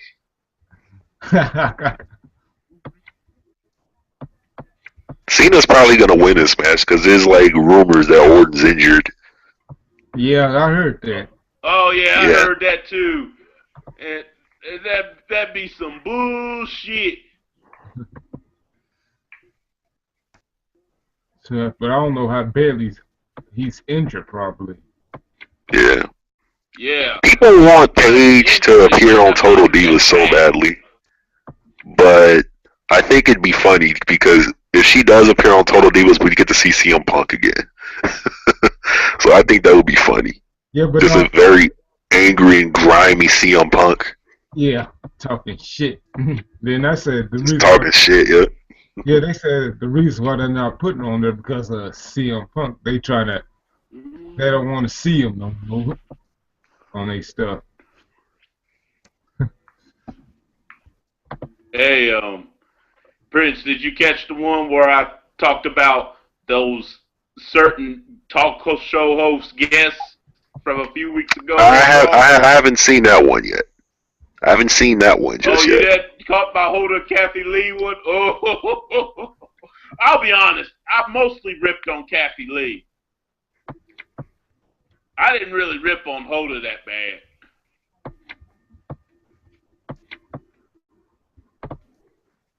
Man, oh man.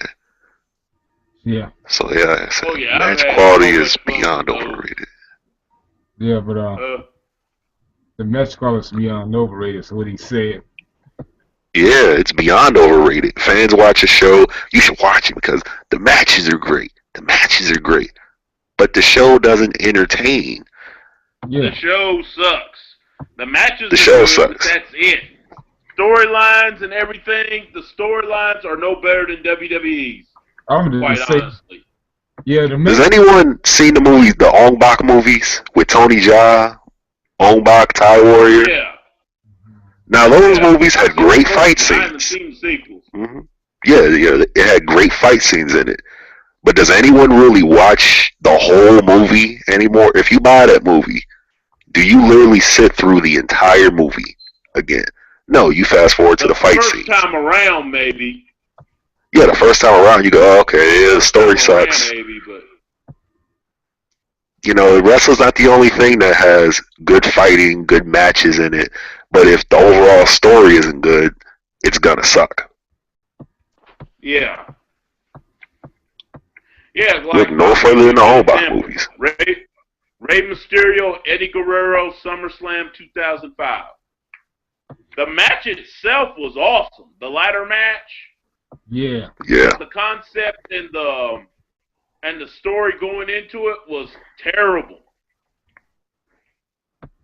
I liked it, the I'm Your Poppy line, though. That shit had me laughing. Yeah. It entertained me, but was the story, you know, groundbreaking? No. It was more funny to watch it. Like, the story was supposed to make you sad, but it more so made you laugh more than anything, because how ridiculous it was. Yeah. The thing. Yeah, it was so ridiculous. Now, the matches themselves were awesome. Mm-hmm.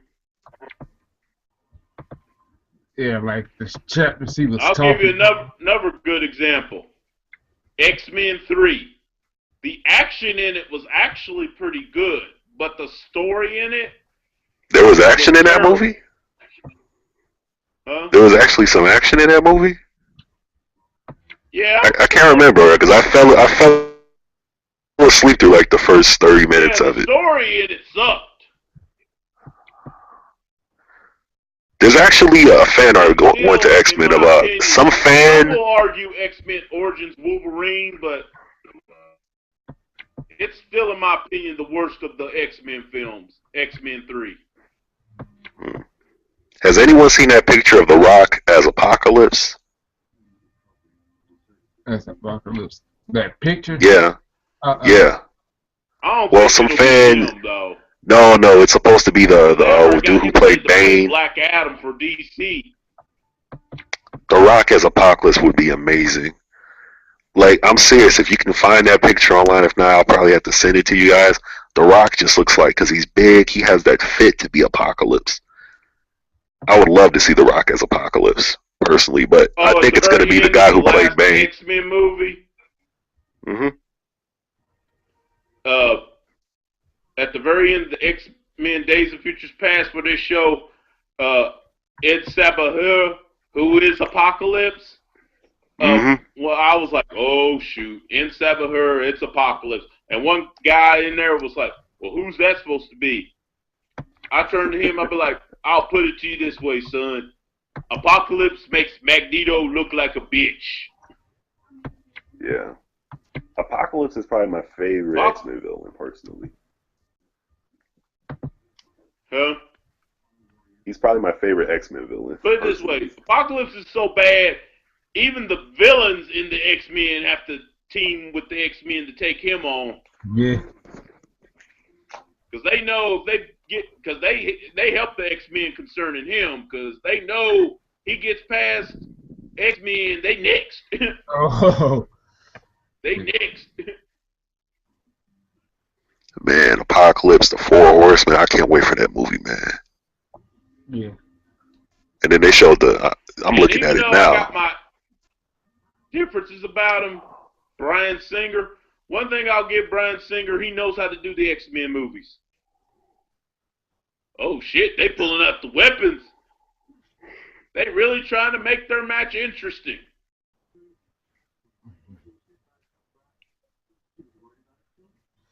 Oh my God. Nobody's gonna bleed. Mr. John Cena just pulled out the table. Exactly. No one's gonna bleed, so it's not worth watching. I said that. Around because he basically got atomic dropped into the ring post on his balls. He should be walking around right now. Oh yeah, me, Irv, and Nate actually talked about this. I personally was saying that WWE, because it's PG now, we can't get any blood whatsoever, should just disband from doing cage matches, Hell in a Cell matches, or Elimination Chamber matches. I'm okay with a cage. If the cage match is an epic, then I'm okay with cage matches as long as it ain't epic and nobody's bleeding. Man, I need blood in a cage match. That's just my personal preference. I know they can still put on a good show, a good match in a cage match, but the blood element, especially in a Hell in a Cell match, I was going to say, a regular cage match, you might be able to get away with doing it without blood. Yeah. Hell in the Cell match, one of them should be at least busted open. Or an Elimination Chamber. Hell in a Cell Elimination Chamber match. I need blood. Yeah. I don't care if you get a nosebleed. I need some form of blood in a match.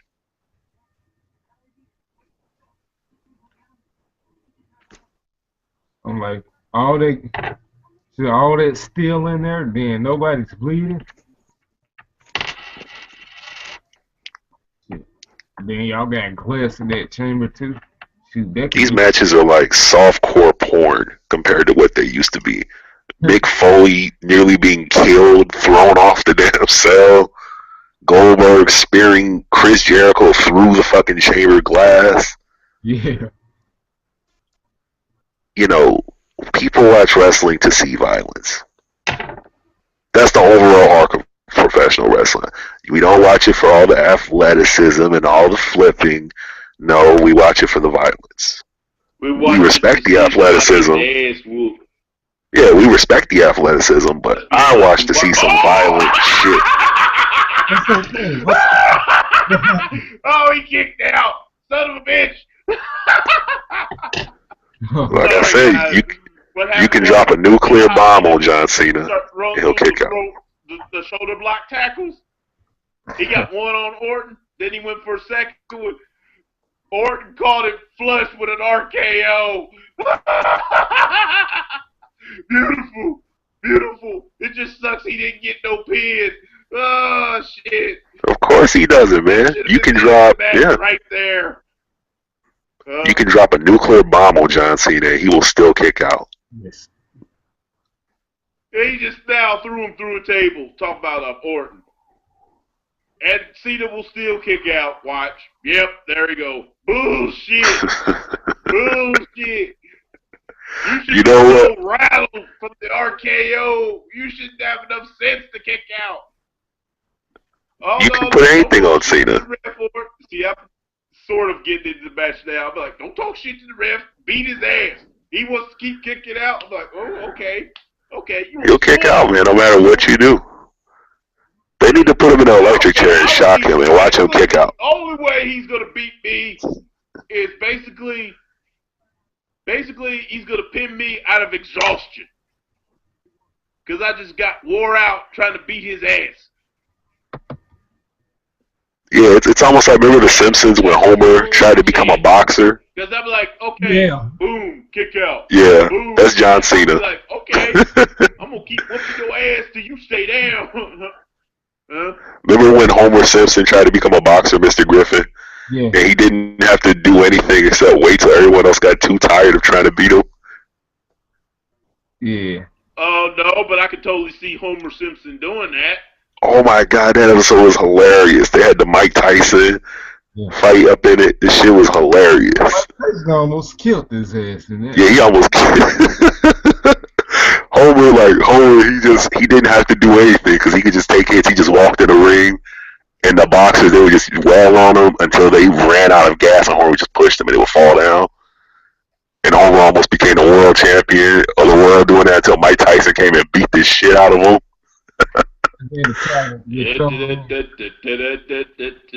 Oh my God. I know people who actually do watch this have actually seen that episode. That's John Cena in wrestling. You just get so tired of trying to pin him that you just like fuck it.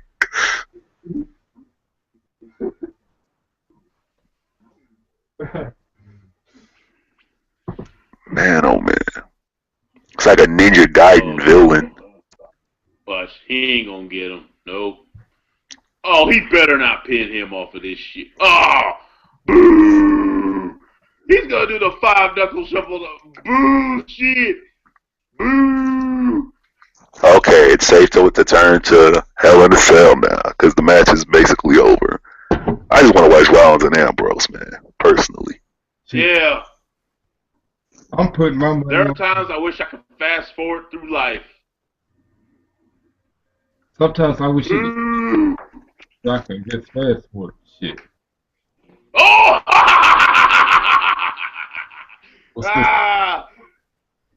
Well, one thing I can say. The dreaded uppercut to the balls.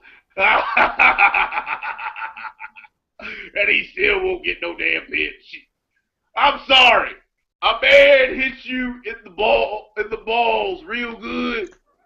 That saps the strength from your legs. You have no power in them legs. Sure don't. You ain't kick it out.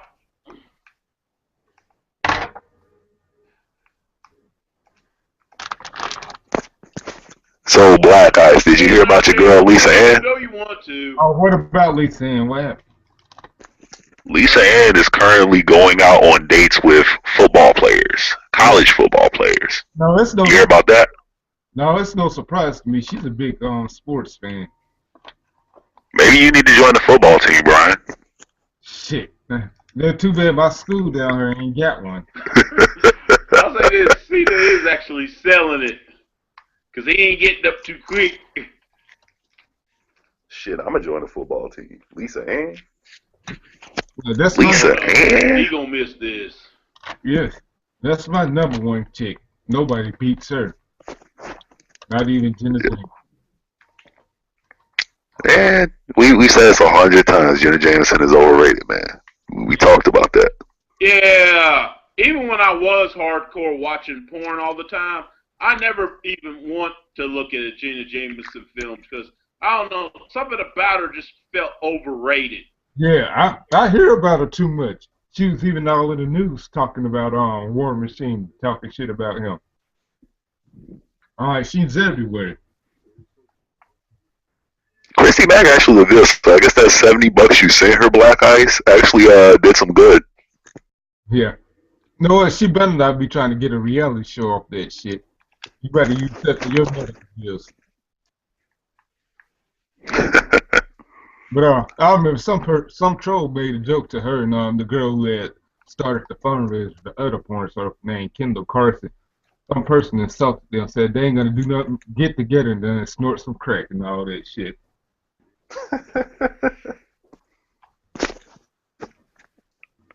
Man, I think, damn.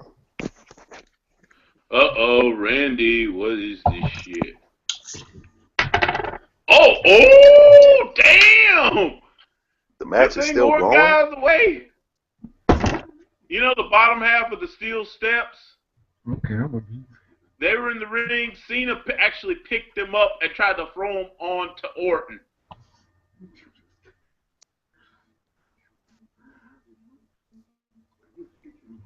Man, shoot. But yeah, there's a lot of them that they pushed, like especially like that they pushed sometimes that were overrated. Like, I'll tell you another one. Even though I like her, because she gives off this real friendly vibe. You know, remember Kobe Ty by any chance? Kobe Ty. Yeah. Mm-hmm. Or Asia Kiera. They were like two Asian porn stars in the 90s. Yeah, I know about them too. Especially Asia was overrated. Actually, the underrated ones always turn out to be the best ones. Like I think, I'm trying to think. If we were to go from a white girl perspective, who would you say is underrated? Underrated. Tory Lane. Yeah. No, Tory Lane. Tory Lane's not. She's not underrated. Greer, I always thought was underrated. Tory Lane, I wouldn't say is underrated. She's just right. Yeah. Maybe a little underrated, but not really. Yeah. Then I'm gonna go with this. Well, she's not actually. Well, I guess I can consider her a newbie called Leela Price. Cause I like watching her shit. I think I've seen some of her shit. Yeah. I think so. Yeah, it's that blonde girl.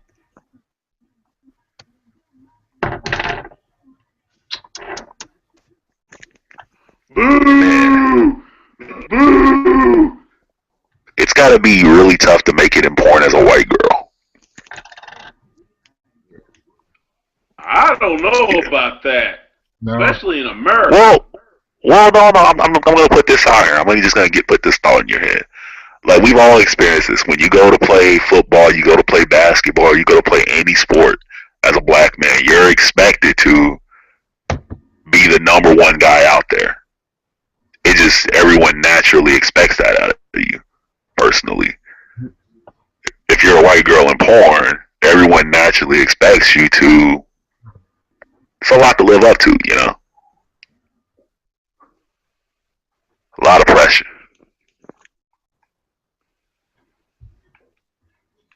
I was getting ready to say, oh God. But yeah, get back to your subject though, my man. The only one that was white that actually deserved the hype. Do you remember? Any of y'all remember Nina Hartley? Nina Hartley. I heard of that. Oh, I know her.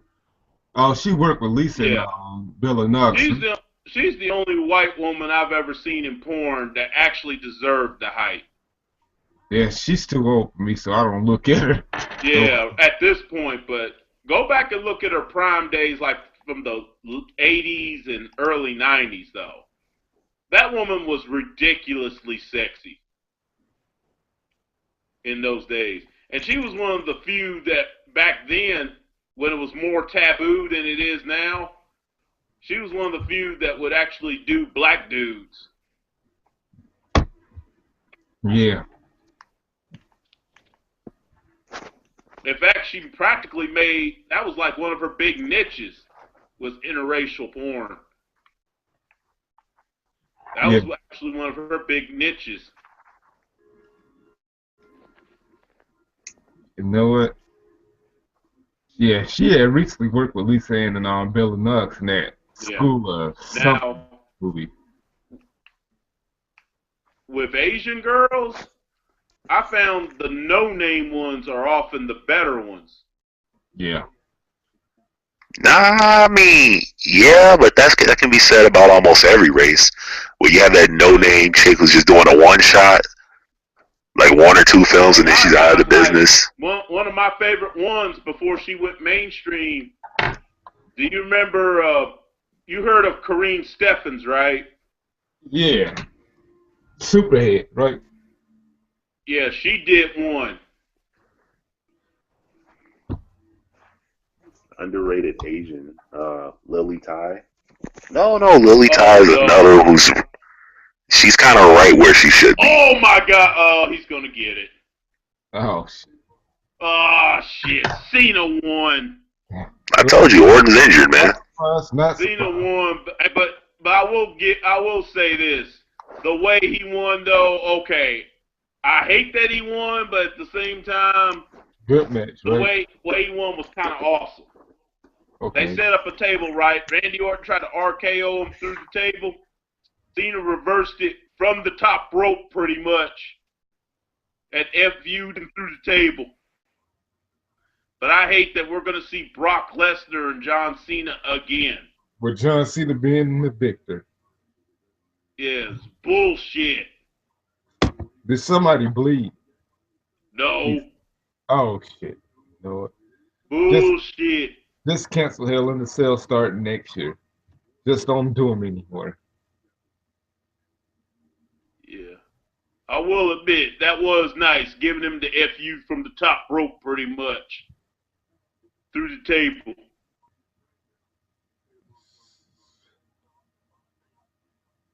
Yeah. Even I gotta admit, you probably would get pinned off of that.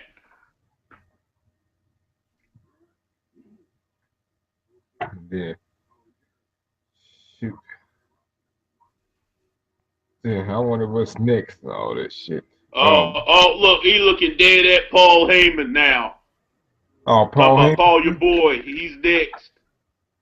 I thought to myself, do you really want to do that? You want to go this route? If anything, if I see that, I'd almost want to lose.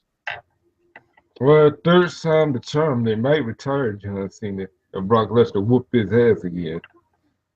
Oh, I would laugh my ass off.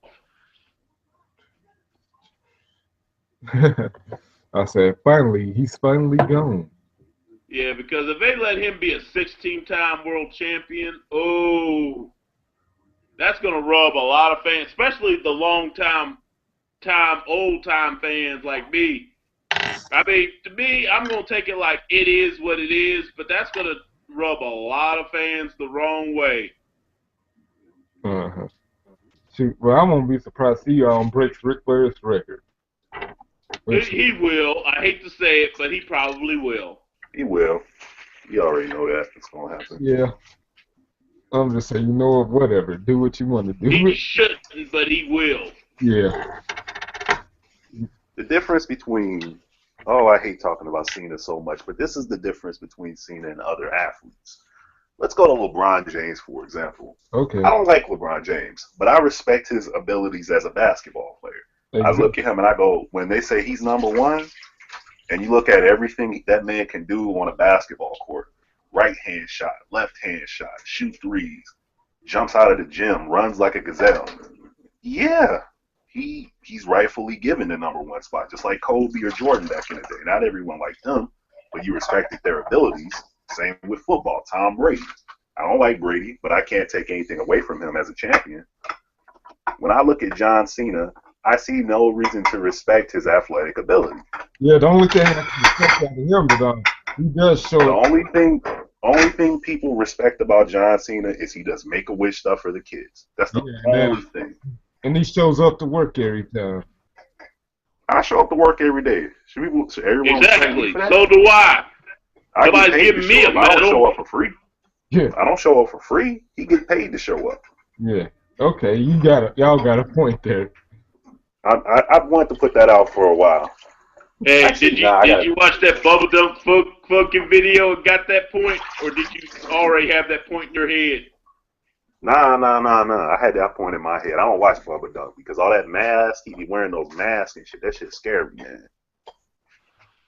Oh, I think it's hilarious. I don't like that mask shit, man. Why you got your mask on? Nobody gonna do nothing. He be ratting the hell, especially out of John Cena, man. He be ratting the hell out about him. Yeah. Grown men don't like John Cena. I mean, I know I ran on John Cena too, but really, the Make-A-Wish stuff. I have to give him his due for that. John Cena is not the only great wrestler that does Make-A-Wish. I don't care when I watch a wrestling show. You know? They make it seem like he's the only guy who does it. Shoot, yeah. Oh, I pointed that out in my rant. Yeah. I was like, by the way, John Cena is not the only one that does Make-A-Wish. Yeah, Conan even pointed that out. And what was that about? Huh? Yeah, Conan even pointed that out in this podcast. That Rey Mysterio also does it too. Mm-hmm. Rey Mysterio, and Mark Henry, Brian LG. What's up? Let me give you a little sample of what I said in that promo. By the way, John Cena is not the only one that does Make-A-Wish. And let me show this. Roll that beautiful bean footage up there. Okay, look at this. We got Sheamus. We got Kofi Kingston. We got R-Truth. This was back in 2012, by the way. You know that little point you said? You said, I cannot be a bad guy because I'm not a bad guy in real life, and plus I'm the Make-A-Wish guy. Okay. Okay, what's this? Biz. Who's that? Oh, there's Eve Torres. And you know what both of them were? Heels! Yeah. They were both heels. Yeah, they were with the good guys for the Make-A-Wish. So what's your excuse, Mr. John Cena? Shoot, Hulk Hogan even did it. Like, when he was a bad guy, it didn't affect him. Yeah. Austin did it while a bad guy. The Rock did it while a bad guy. So I'm like, what's your point? I mean, everybody knows it's fake.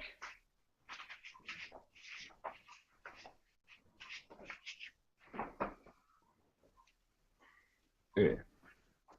And here comes Sheamus versus The Miz with Damien Mizdow. No, I hope the Miz. I mean, I hope Damien Sandow turns on the Miz, and then Damien Sandow. Oh, I think. Damien Sandow's been hilarious. Yeah. And you know it's going to have to come to that sooner or later if they write it right. Yeah. See, but in a way though, I don't really want Sheamus to lose tonight. You know who he should lose to? He should lose that belt to the Russian dude. Rusev. Yep. Yeah, then he's gonna fuck up the U.S. belt, make it a Russian belt, kind of like what Lance Storm did in WCW. Yeah, he should lose it to Rusev. I don't really want him to lose it to me. I ain't gonna be upset if he does, but yeah, I kind of like the Miz. I didn't like him. I never liked him up until like a year ago. He started to grow on me. I just didn't like the fact he was a little champion. I'm like, are you serious? This guy's a mid-card. This guy's too much of a mid-card to me. He never sold me as a main eventer. Who? The Miz. The Miz needs that match. Remember when Yeah, Triple H was going but if they to weren't going to main make a main event level, though, they kind of messed up. You know, back when he was champ, Yeah. that was their best chance to do it. They kind of messed that up. He needs a match to define him. The Miz needs one. Kofi Kingston needs one. If you're stuck in the mid card, you need a match that defines your career. Yeah. Remember when Triple H back in 2000 first went to the main event? People didn't buy him as a main eventer until the Royal Rumble street fight with Cactus Jack, and people said, "Oh, this dude's the real fucking deal." After that, you need that match that people look to and say, "This dude can be brutal and beat the shit out of someone, and he can take a beating too." Eddie Guerrero, him and Edge on SmackDown. Yeah. Benoit, him and Kurt Angle. There's matches that define that people will never forget that you were in. Oh, yeah. Those two matches you just named, people to this day, even people that don't like to talk about Chris Benoit, even they remember that match. Yeah. I'm assuming you're talking about Rumble of 2003, right? No, I'm talking about the cage match. I mean, you can go. You can go to Actually, any that's Benoit my and Kurt favorite Angle match between those two. Yeah. The you cage can throw match. any Benoit and Kurt Angle match out there. Lesnar even had a big match. Him and Big Show blowing up the fucking ring. Yeah. Making it Him and Kurt Angle at SummerSlam. You know, main eventers have those matches that you can look at. CM Punk had a ton of memorable matches. Him and Morrison for the ECW title. Him and Cena. All of his matches with Cena were actually good. Edge. Just look at every main eventer, and you can point to a match that just stands out of their career. That you can say that match defined the way you look at them. Miz doesn't have that. Neither does Sandow. Neither does Not Cody really, Rhodes. no. Neither does Kofi Kingston. If they're in the main event, they haven't had that big match yet. Yeah, all the big main eventers had that one match that really sold them like, yeah, he's main event. Bret Hart, and Bret Hart admits this, the match that sold him as a main eventer before he won the world title was the match where he lost to Davey Boy Smith. Yep, British Bulldog. The SummerSlam match. I'm trying to think. What's another one who's in the main? Taker. Taker got miles and miles of great matches. You know, Undertaker's defining match, Jake the Snake Roberts. See, my favorite Taker match is Because up him and until Austin. that point, it was unheard of for anyone to kick out of the DET, let alone get up from two of them. My favorite Taker match would be him and Austin. I think it was SummerSlam, the Highway to Hell Now, match. as far as actual favorite Taker match, it's hard to say. You're not gonna go He's Austin? had so many, it ain't funny. Oh my God, that Austin match is so underrated, man. Him and Austin when he was going for In old school off the top rope. 2001. Nah, this was in the '90s. This was back Oh, 90 before. SummerSlam 98. Yeah. He was going for old school off the top rope, and Stone Cold caught him in midair and stunned him, and that's how he won. Oh no, he came off the rope with the old school, and Austin low blowed him on the way down. Yeah, that's how I remember it. He low blowed him on the way down. Then he gave him the stunner. Yes, I got it on my '90s DVD. Yeah, the best super. That's my favorite. Yeah, then he gave him the stunner. All right, now that was beautiful. But that match Steve Austin had with Bret Hart, I think that kind of made him a main eventer, a big time. I'll tell you which one put him over more than that. As bad as that situation was, the Owen Hart match. Yeah. Oh. Yeah, because when he was injured, that's when he started going all out and shit. Still on TV doing shit. Yeah. Yeah, I think. But I have a question. What are your top 5 most underrated Rock matches? I got too many. I'm about to throw them out. Him and Triple H, all of them. Let's see. Rock and For Triple me, H, it's Rock and Mankind, when they had that empty arena match. Yeah. Very underrated. He kicked them down the stairs and shit. I remember that match. Right. Yeah, him and Mankind, empty arena match. Him and Triple H, their SmackDown match. Yeah. Yeah. What was another good one he had? Hey. See, I don't want to throw his overrated ones out there. Yeah. The thing about The Rock is just that his matches were exciting just because he was in them. It wasn't any big move in the match. It was just his presence in the match made it good.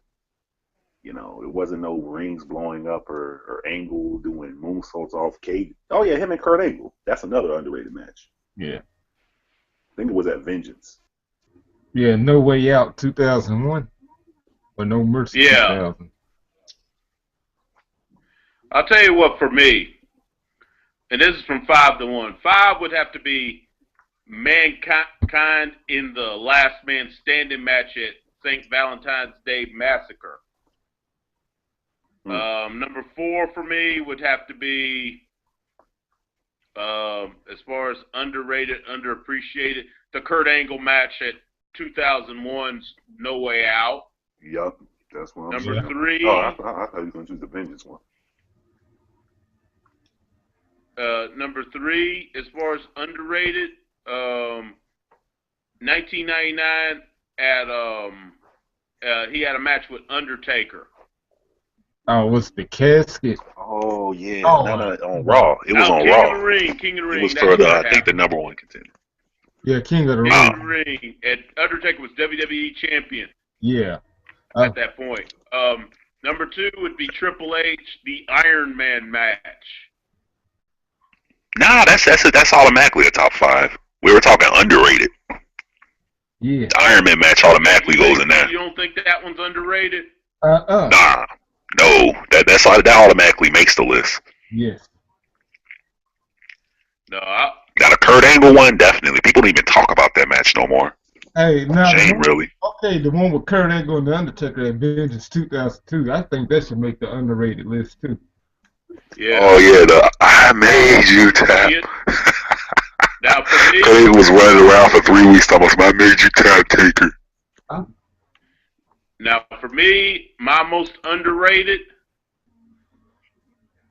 for me, and this you may not be surprised by my number 1. What do you think my number 1 is?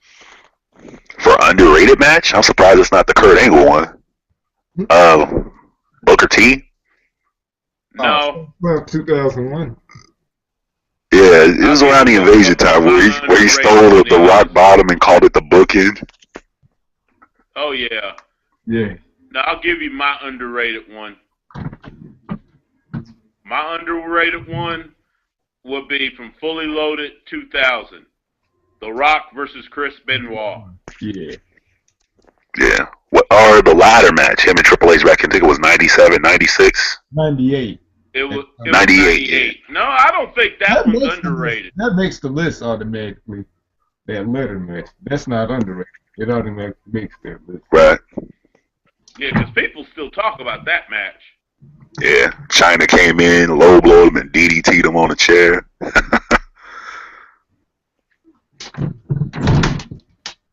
Yeah. All main eventers have that big match that defines them and says, hey, this dude's ready for the main event. Jeff Hardy had it with The Undertaker, that ladder match they had. Yeah. Taker of Steel. That was his match. No, I'm going to name another guy that people probably ain't going to say, like Goldberg, the one he fought Saturn, and it lasted like a good 11 minutes, like at Spring Step Peak. I said, no, this motherfucker was ready. But what I read on DDT Digest, I like to go back in time and read this stuff every now and then. I heard they was trying to groom him to work longer matches around that time. Like he was working with Finley. Then that match was Saturn, and I said, that's off the chain. Shoot, this motherfucker. But after that, they quit making him do longer matches. That was stupid. And then that's what Saturn said. When he went to WWE in 2003, they're going to expose him because Triple H and Rock ain't going to slow down for his ass. And especially not Shawn. That's why I was scared for Goldberg going over there. They're going to embarrass him. Just like I think we need to do a where would they be now if they stayed with WWE? Because I always wonder, where would Kurt Angle be if he never left WWE? He'll probably where would he be? Would he, be a general manager now? Would he have retired? Fucked his neck up some more? How many more championships would he have had if he chose to stay? I think he would have retired because by that time he was looking fatigued and all that stuff. So him being released was probably the best thing that happened to him. Yeah. Or Jeff Hardy. Where would Jeff Hardy be if he, stopped, using drugs at the time and stayed with WWE and didn't go to TNA? Who else? Kurt Angle, Jeff Hardy. Mickie James is another one that you wonder where would she be if they didn't release her. Scott Steiner. I liked Scott Steiner when they first came in, the way they brought him into the company. Yeah. Yeah, they ain't do too much with him, though. Yeah, he was still broken down, to be real. Was it injuries? Like, why?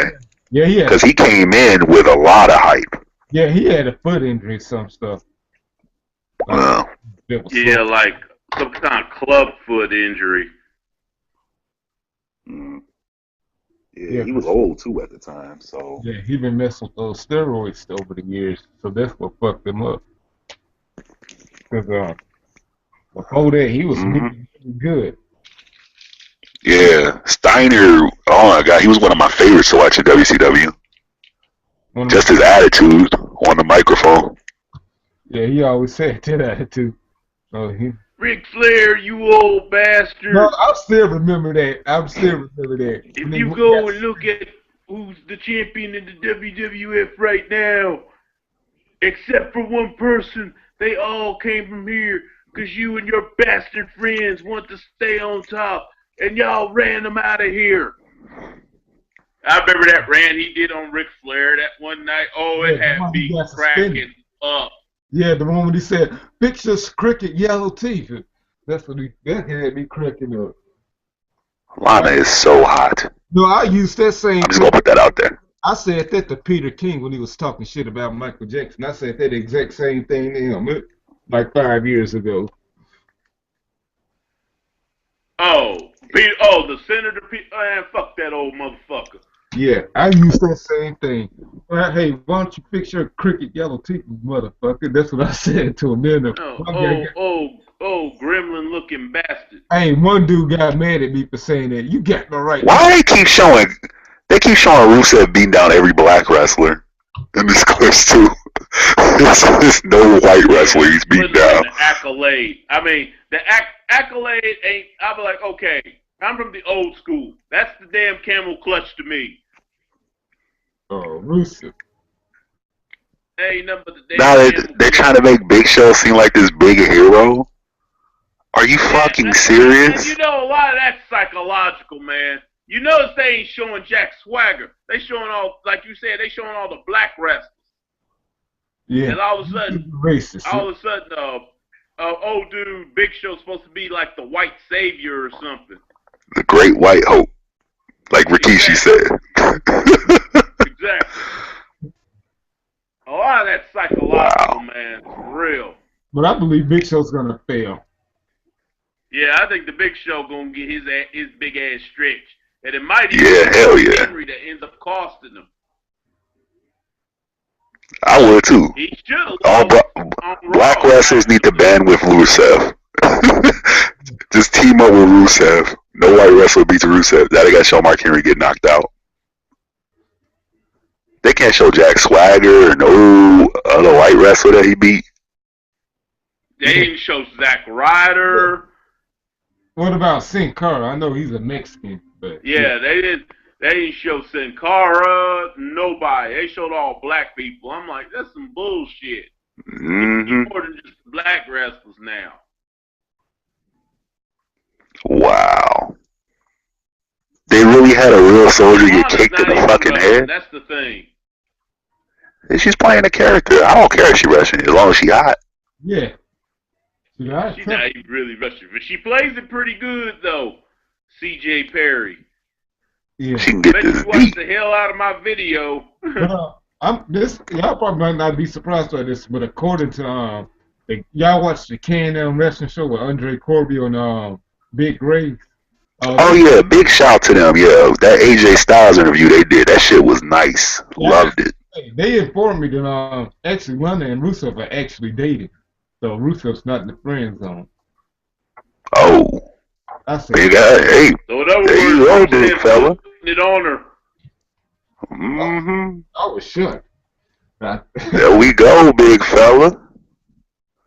That's a big motherfucker, Rusev. He's athletic too for his size. He's stocky, but he built. Mm-hmm. I really hope that they really do push Rusev. Rusev is going where Muhammad Hassan should have gone. Yes. If they carry him right. Muhammad Hassan, oh my God, man. Oh my fucking God. Nuclear heat. Yes, fans wanted to legitimately kill him. They wanted to bomb the hotel he would stay in. Yeah, it went too far. People wanted to kill Muhammad Hassan. Like people, you had to be there, and that's what I like to tell some fans. You know, for the youngsters who do watch, the network, and they go, "Oh yeah, I watched this match. I watched this match." Of course, you watched it, but you watched Sting come down for the Raptors. But for us, when we were young watching this shit, it was a surprise. We didn't know what the hell was gonna happen. We didn't have the spoilers like you kids have today. When Sting came down from the Raptors with a baseball bat, we were jumping out of a fucking building over it, When Muhammad Hassan, no one knew that the guy was actually American. We didn't dig into it like people do now. No, that Muhammad stuff was so crazy they had to take him off TV. They took him off TV. People wanted to kill Muhammad Hassan when the people in black masks jumped the Undertaker. Yeah. UPN started crying and said, "Hey." They rolled in with ski masks and beat up the Undertaker. Hey, I'm sorry, but I was laughing. C.J. Perry, better known as Lana, out of character. Oh hell yeah! Like it's some of my photos I showed her where she's not in character. You think she's hot in character? You should see her when she's not in character. I'd like to see another layer added to the Rusev character, though, personally. I'd like to see another layer. It's fine the way it is, but I would definitely like to see another layer. And the U.S. title would do that for him. You know who I always something new. Should have been in this role, though? Since she's actually Russian. You remember before they got rid of her? Remember Oksana? Yeah. I thought Oksana's Russian? I thought she was French. Yeah, I knew she was European. I didn't think Russian. Yeah, she's not. No, she wasn't French. But she would have been perfect for the role since she actually speaks Russian. Yeah. They could have brought in Lana and Oksana, both of them, to roll with Rusev, but they could have done that. But maybe that's another ain't this some bullshit. Maybe that's what she was saying when they gave Lana the Russian character. Because at first they were Bulgarian, and then when they switched to to Russian, Oksana probably walked backstage and said, "Ain't this some bullshit?" And she said, "Release me." This shit is stupid. Oh, people were cheering the Big Show. The Big Show is relevant again. He hasn't been relevant for the last 6 years. Yeah. Big Show's big ass. He has a place, though, because of his size. People will pay to see him. Of Nitro on the network. Yeah. When he was the Giant, I forgot how really athletic he was. Yeah, doing drop kicks. I remember that time he dropped that one fat dude through a tape. was awesome. I was like, yeah. This shit was and beautiful. He was even jumping off the top rope and shit. He needs to go back to the choke slam. Yeah, I love the WEMD, that punch, that shit is so retarded. It's the worst finishing move I've ever seen. Yeah, a single punch. No. The choke slam is perfect. I don't know why they changed it. It's the perfect finisher for him. But a single punch when he's punching people the entire match, he just punched Rusev in the stomach 3 times and it didn't really phase him. But a single punch, a knockout punch, finger poke of doom, come on, man. A single punch. Now, for the guy that big, it makes sense. One punch, but he's been punching people the whole match. Oh yeah. Yeah, I think that's what Prince's point is. He be punching people the whole match. How one punch at the end gonna do it? Now. Yeah, he doesn't wind it up. He just aims. The Big Show is a believable knockout blow, but I see your point though, Prince. Yeah, that's my only point. Yeah, I mean, if he punched me in the head, I'm going down. That's a big dude. But he's punching guys the whole match. Yeah, why aren't those punches knocking people out? Well, body shots that'll make you winded. But I see your point though. Yeah, it's like, come on, man. You've been punching him the whole match, but this single punch when you're exhausted and at the last bit of your energy knocks him out. Boom. Not when you're at full strength punching him, when you're exhausted from wrestling 20 minutes. Then you can knock him out with a single punch. Yeah. The Big Show's best blow that I've ever seen was actually an accident. You remember when he took on Cody Rhodes at WrestleMania 28? Yeah. He was supposed to counter his disaster kick with the spear, but he accidentally speared him in the nuts. I thought to myself, Cody was one tough dude to get up and go with the actual finisher, which was the knockout blow. Yeah. I thought to myself, I'm like, nah, motherfucker, you pinning me right now. I'm sorry, a guy that big spears me in the balls, no, the match is over. What the planned finish was. The match is over right now. This match is actually so far so good, Rusev. Yeah, maybe it's because I have actually been bad. Maybe it's because I got the commentary turned off. I got it muted. Maybe that's why I'm enjoying it. Yeah, I got it turned down, and I just been watching it, because I've been talking to you guys mainly. Yeah. It's actually more enjoyable without commentary. Even Cena Orton was decent. Maybe because there was no commentary. Decent. I'm just putting that out there. There was no commentary, so you didn't have to listen to, oh my God, Cena, do it for the kids, Cena, do it for the kids, Cena. You didn't have to listen to that. You could just watch the match and enjoy it as it was. And I'm stealing from Preston. Here's my line. Fuck the fucking kids. I know that sounds mean, but shit. I say the same thing. Buying the tickets to these shows. I say fuck that shit. I say fuck breast cancer and fuck the soccer moms too. I say it all. I don't give a fuck. Soccer moms did not build professional wrestling. No, the fuck they did not. Nope. Grown men. Susan G. Coleman, no offense to that organization. Well, actually, I did take offense to that organization, but yeah, finding out they ooh, good seriously, they didn't build professional wrestling either. We need JR back so bad on commentary. Yeah, my God. These commentators sucks. He going for it. Big Show's like, no, fuck you. Who was the weakest link though? Oh shit. On commentary. Damn, who would you say was the weakest link? You better reach for some ropes, Rusev. I'm gonna go. That's an You better reach for some ropes. JBL or Cole or Lawler. Who's the weakest link? I can't tell. Well, I'm gonna. I'd say Lawler. Lawler or JBL, they're not going to get rid of Michael Cole. I'll tell you that now. No, I'm going to say this. Nah, Cole. Michael Cole is good when he's with Taz. Yeah, that's the only time he was great. But Jerry Lawler, he got soft over the years. I like Cole is good when he wants to be.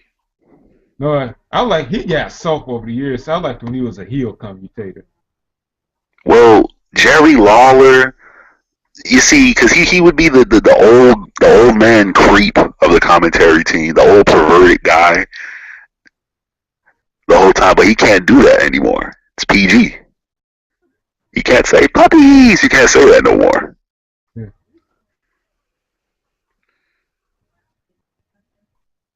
Oh, here come Mark Henry. Oh, don't tell me something's gonna happen. Well, the match ain't over yet, is it?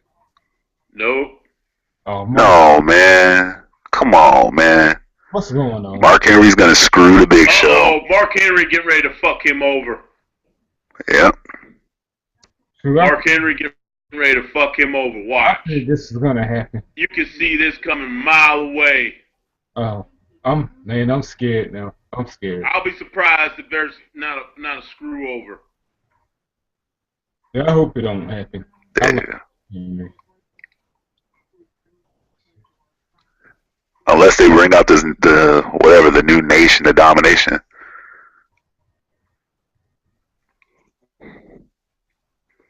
Come on, man. Just let Rusev win clean, please. Oh, no. Oh, he kicked out. Oh, okay, I see. My shit is faster. Yeah, I guess my stuff's faster. Because I can already see what's happening. Yeah, and Big Show's like, no, don't touch him. Don't touch him. Good game. See, watch. Something gonna happen. Man, oh, no, nothing. Nothing's happened. Rusev got him. Oh, knocked out Mark Henry ass too. Rusev handling both of these motherfuckers. Rusev handling both of them. Oh! Rusev handling both of them, man. Oh, he took out Mark Henry. Oh. He handling both of them, I'm telling you. The way they're booking this, Rusev feels almost like the face than the heel. Yep, Rusev about to win. Here comes the accolade. He can barely get Big Show up. Clutch for you old school fans. Go ahead, put it on him. Put it on him. He got him. I'm sorry. This hold, if you got it fully hooked, you ain't getting out of this shit. If you got it fully hooked, it's over. It's over. Oh my God, are you serious? This dude in the front row has got me wilding out. This motherfucker jumping up and down. Oh my God, what the fuck, man? He's wrestling, man. This motherfucker jumping up and down like the world about to end. Oh, love this dude. Yep. Look at the dude with the beard. The dude with the beard, drinking the beer with the red hat. As soon as Lana got off there, he's like, "Yup, that's why I'm here." Oh, that's the only reason they want to see Rusev. They want to just see Lana. That's the only reason. Mm-hmm. Sorry, Rusev already tapping that. Sorry. That's a big dude. This dude over, for real. I'm just scared they're going to put him with like John Cena and then get him buried again. Yeah. Oh, yeah. Then he's got to be like that Clawflow there. Clawflow. Just let Rusev win the U.S. title, and then let him get his big oh my god match. You know, his main event solidifier match, and then I'd love to see him in a main event. A guy that big, as athletic as he is, that's amazing. I said it when he first debuted. I said I can see the athletic talent in him, but hopefully they don't fuck it up. Prince, there goes the Great White Hope. Well, I bet you the next video package they do. Got his ass stretched. Rusev crushed you. Camel clutch, and it was all over.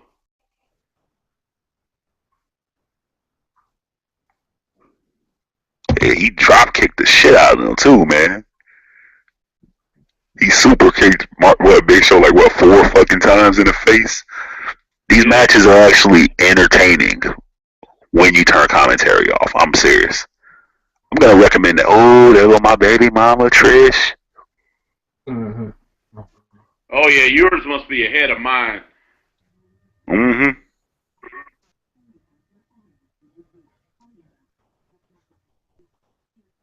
Why would they show that John Cena shirt? Oh my god. No, they show John Cena at the end.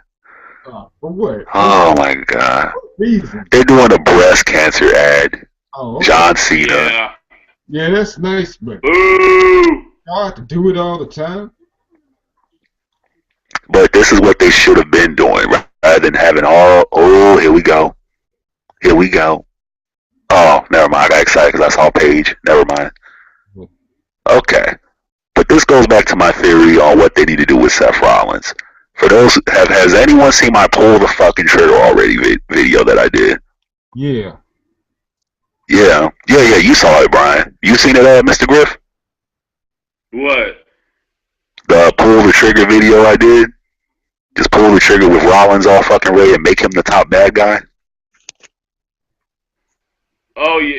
Yeah, I haven't gotten around to watch that free agency thing yet, though, because I definitely want to respond to it. Oh, yeah. Here we go. Rollins. Volume comes back up. Hold up. I think AJ and Paige is next, and then they'll have Rollins, Ambrose. They still ain't did the U.S. match. Miz and Sheamus there. And then the tag team match. Still gotta do that one too. Hold up. Damn, Rollins. Damn, Rollins. Oh, yeah, you're right, AJ and Paige. AJ. Everyone loves AJ. I don't know. AJ's one of those, if I was horny and in need and she was there, I'd hit it, but she wouldn't be my first choice. Of the current roster? The current roster, yeah. Actually, the one I would want to jump her bones is Naomi. You know, forget Eva Marie? You know, she's married and whatnot. Eva Marie? Or of Cody Rhodes' wife that's in the ring. The ring announcer, Brandy. They call her Eden. Who the fuck is this walking out with Paige? Who the fuck is this? Is that they've been together. Is Alicia Fox crazy again? Yeah. What the fuck is going on? Did they just drop the storyline of her being crazy? Well, they've been hanging out as of late, so. Yeah. Yeah, that's Alicia Fox. She put the makeup on a little darker because she was always kind of dark anyway. Mm-hmm. But here's the thing. Paige got the match, right? But Alicia Fox is the one that pinned AJ. Why isn't Alicia Fox in this match? Because she black. No, I'm just joking. That might have something to do with it, though. It's WWE.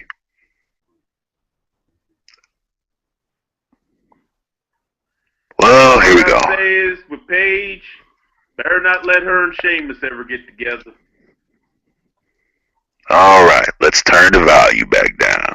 Because I don't want to hear this bullshit commentary.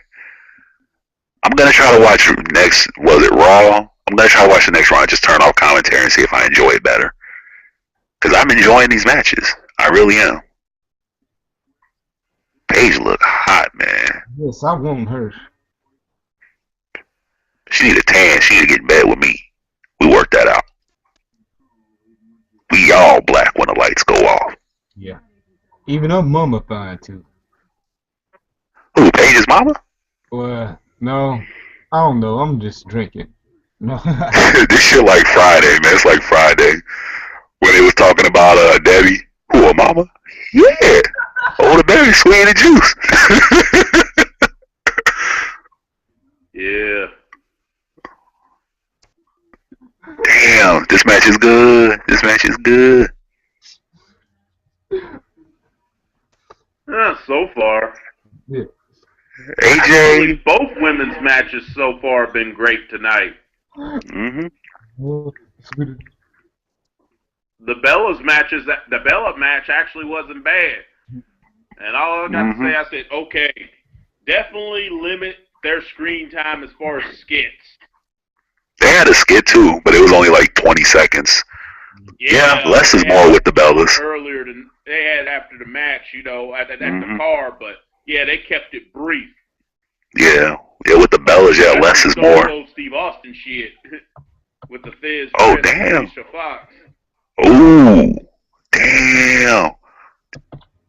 Damn, Paige! Oh, she gonna do it again? Damn! Ooh, yeah, I just saw it. Damn! Ooh, she doing some Samoa Joe shit. Yeah, that's on Samoa Joe shit she just pulled.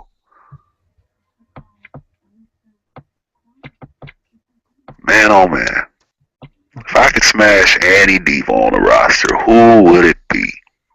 I don't know. It's hard. It's hard for me to choose, actually. Like Paige, like AJ, like Summer Rae. Who else? Naomi. Naomi should be a top star in that fucking Divas division. She is the most athletic out of them all. Yes, she is. She just has no character. They don't give her a chance to show her character. That's true. Oh. Like, we get... Who do we get to see every week? We get to see who? AJ, Paige, and the Bellas. And it's good that they're having, you know, two diva feuds at once. And the others just come up whenever. Yep. Which makes no fucking sense because they have 3 hours of time that they don't seem to know what to do with it. Just dedicate a good 30 minutes of show to the divas. 30 minutes to the tag team division. You know, just split the time. Especially the divas division. They have so much shit they can do with the divas with this 3 hours every Monday they have. That breast cancer bullshit we saw with Hoda Lee and Kathy Lee, that was what, 12, 15 minutes they could have done? Letting Alicia Fox do her thing in the ring. I'm just saying, you know, they have 3 hours, man. And that second hour, it's so difficult to sit through. Yeah. Why not dedicate that second hour to the divas? Hardly no time, but they give freaking Hoda Kathy Lee 12 to 15 minutes. Nobody wants to see a 50-year-old and 60-year-old, although I will admit, I would probably smash Hoda. But still, nobody wants to see a 50-year-old and a 61-year-old in a fucking wrestling ring. No grown-ass, I even said this in the video, no grown-ass man above the age of 16, unless they have to watch them for a job, like at a TV station, or unless they're gay, is going to want to look at that shit. Look at two drunk-ass 50 and 60-year-old women. I don't know a 4-year-old kid who can sit through that, male or female. I'm just saying. But it's like they got a lot of fans. I'm just saying, like, look at hour on the Today Show actually gets good ratings. But look at that second hour, though. We've always said that the second hour is the hardest hour to sit through. And one of the things that people, one of the things that people like to see. Just how anybody could sit and watch Hoda and Kathy Lee. I'd be like, oh, nah. That 1 hour on the Today Show gets a lot of good ratings. Why not give 1 hour of Raw to the Divas? That's all I'm saying. Just try it out for like 1 month. Lord knows they try out so much bullshit. Why not just dedicate that second hour to the Divas only? Because I'm serious, people would tune in. Try to dedicate a good 30 to 40 minutes to the Divas. Let them build their characters if possible. Do some skits, do some matches for that second hour. I'd like to see if they tried that, how it would work. Oh my God, this match is good. I mean, what do you think, Brian, Mr. Griffin, if they took the second hour and just dedicated it to the Divas? Huh. I don't know. Hey, wouldn't hurt. I mean, space it out. I mean, don't just diva, but, you know, that time frame, the second hour, that's the time frame that sucks the life out of an audience. You know, actually develop some characters with these women. Yeah. The Divas in the tag team division for the second hour. Because, you know, and I say this sometimes, in the Attitude Era and even the Ruthless Aggression Era, the women were a big part. What the fuck is she doing? Oh my God, you see the dude dressed like Bray Wyatt? Oh shit. What the fuck just happened? Oh! What the fuck just happened? Oh, damn! What the fuck just happened? I don't even know what the fuck just happened. What the fuck just happened? Yeah, did she bust her shit? Like, she just went splat on the floor. If AJ's smart, she'll pin her right now. That match was good. Yeah, Paige was finished after that. That bump on the floor took her out. Man, oh man. I wish they get a replay of that. What the fuck just happened? Oh, they probably will. They should. Yeah, because I saw when she was trying to set her up for it, and then she stood up on it. Did she just lose her balance and bust her shit? Because, damn.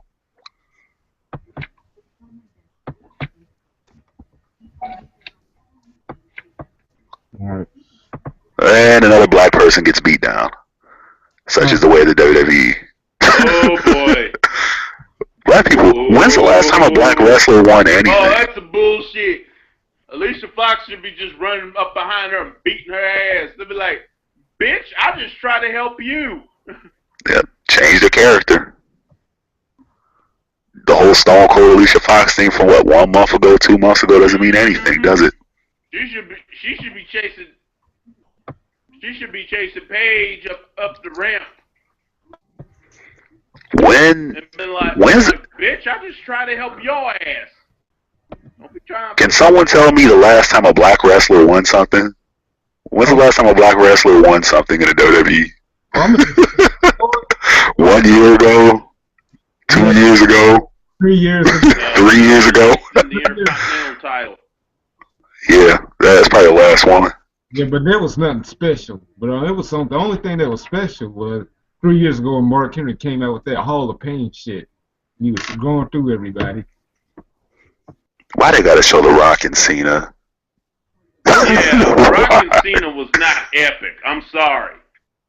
All the rest of these feuds they're showing, yes. But Rock Cena was not epic. I'm sorry. That only sounded on paper. Rock Cena was not epic. I'm sorry, it wasn't. Yeah. Is anyone gonna even buy WWE 2K15? Nope. My ass ain't. I ain't played a game in years. I haven't played since the Nintendo days. No, it's the same thing as those last few games he's been putting out. So no. Yep. And I don't like what they're doing with it. They got the WCW package in there. They only got 5 wrestlers in it.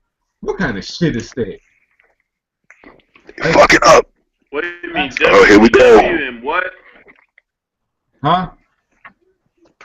What you asked? You said they had WCW, but only had 5 wrestlers? Yeah, I'm like, I expecting a full-fledged roster, damn it. And I get the idea. Yep. I wish they would do that. Just put the ECW wrestlers from back then and put the WCW wrestlers. Here we go. Rollins and Ambrose. Oh my God. Pull the fucking trigger and just make him the top bad guy. All fucking ready. Because Rollins and Ambrose and Reigns have already had their ROH. They've already had their big match, and that was with the Shield versus the Wyatts. I still watch that match.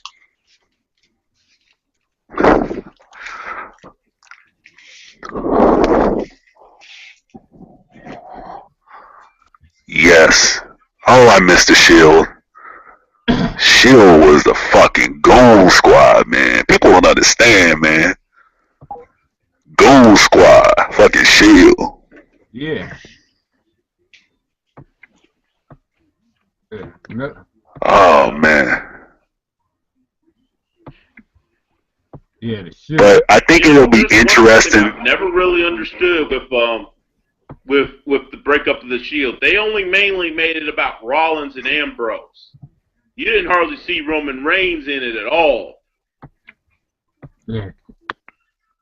Oh, this is what sold me with Seth Rollins when he curve stomped the shit out of Ambrose. He went American History X on that motherfucker. I was like, damn. Ooh wee. He went American History X on the motherfucker. Real cinder blocks, man. Ambrose was dead. Yeah. Why don't they just make Seth Rollins the top bad guy? Like they've kind of done it, but why don't they just go all the way with it, man?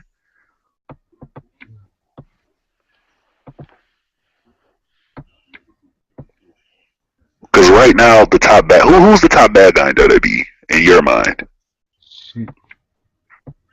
I'm gonna go with Lesnar. No, I don't know who it would be. To me, he pretty much. That's what I'm saying. I mean, I know some might no, because people like him. Some might people like Lesnar. Some might say Brock Lesnar, but I don't think so. Nah, because people legitimately like Lesnar. Makes sense.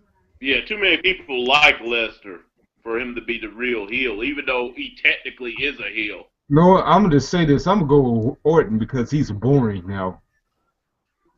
And it's maybe the Authority. Triple H is the top bad guy. The Authority. Ooh, did he just clap the dude in the ball? Yeah, he did. Oh. When was this shit happening? Because I ain't been watching Raw.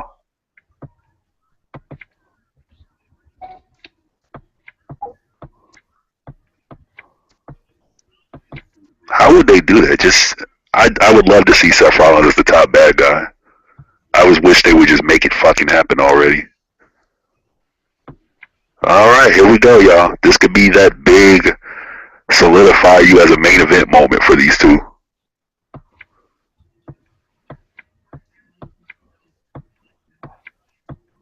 Man, oh man. Oh, that Falls Count Anywhere match that they had on Raw where he got curb stomped. Yeah. Oh my God. Yeah. That was crazy. This needs to be the end of this feud, though, because I think we need to see the Shield members feud with other people. Yes. Rather than each other. I agree. Oh my God. Rollins, man, that curve stomp. This does need to be the end. American History X style. Yeah, at least for right now. Maybe in the future when there's a title on the line, but just beefing just to be beefing. Right now, this needs to be the end. Here we go. Here we go. Oh my God. He coming out with a kendo stick? No, that's a baseball bat. Something. This motherfucker came out with a baseball bat. Oh, that's a kendo? Yeah. Yeah, I think that's. You gotta love Ambrose. Yeah, he's coming. Who do you think is going to be? Who do you think is going to be the bigger star between Ambrose, Rollins, and Reigns as of right now? Yeah, he ain't fucking around. He throwing chair. Damn. Rollins is about that life. I keep telling y'all motherfuckers, Rollins is about that life. No, Ambrose, you mean? Seth Rollins they gotta make in the back like, what the fuck? Oh my god, I'm officially hyped for this match, man. I'm glad I'm watching it now. And I like to point out, I've muted the TV so I can't hear Michael Cole's bullshit. Maybe that's why I'm enjoying it. Wait a minute, now he's looking up there. Hey, notice there's holes in the cage. Oh, think this shit gonna get real? Wow. So this Straight Ramblin' episode is gonna be more of a Hell in a Cell commentary. Like, oh my God, no, he's not. I'm not looking. No, he's not going up already. Oh, he's not gonna pull a Mick Foley. Just stream it, man. Just stream it. No, I'm not. That's what I'm doing. Oh hell! Oh no, he's going up already. Yep. Yeah, he's going up already. They're gonna start the match on top of the cell. Because that thing is way bigger than the original Hell in the Cell. Yeah. Ain't nobody died. Holy shit. No, oh hell no. This motherfucker done lost his mind. Dean Ambrose is out. He's lost his fucking mind. Oh shit. Holy fucking shit. He has lost his fucking mind. He is already on top of the cage with a kendo stick. He's like, get your fucking ass down here. Get down here right now, Seth Rollins. I'm trying to think. What's the last? I don't think no cell matches ever started off like this. Actually, he came out. Undertaker. When Foley got thrown off. Yeah. Yeah. He came out, threw every weapon in the ring, and climbed up to the top of the shit. Top of the cage. Yeah. He came out with the kendo stick. God damn. He getting there. Oh shit. He's like the Flavor wrestling. He's like the ultimate hype man. That motherfucker came out through every weapon in the building in the fucking ring.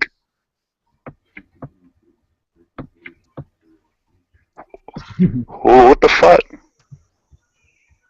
Yeah, wait, oh shit. Man. No offense, but Fit Finley and whoever the hell else you with, your ass need to just go back to the back. Yeah, Rollins said, fuck that shit. I ain't going up there. Yeah, but Seth Rollins like, fuck you. I ain't doing that shit. At least not to start with anyway. Why can't they make this match meaning something? Like, if Seth Rollins loses, he loses the Money in the Bank briefcase? Yeah, or the #1 contendership thing. Some were arguing, they was like, this is the match they should have had that in. Yep. Oh shit. Did my shit just freeze? Oh, that's some bullshit. Would it cut off on you? Nah, my computer done froze, man. It's some bullshit. I gotta restart this shit. And Seth Rollins was getting out about to go. What's going on, MrGriffiev? What's happening? Oh, right now, he's still fussing about going up there. Oh, shit. He is going up there. Oh, my fucking God, and I'm missing it. Oh, no. Now Seth like, no.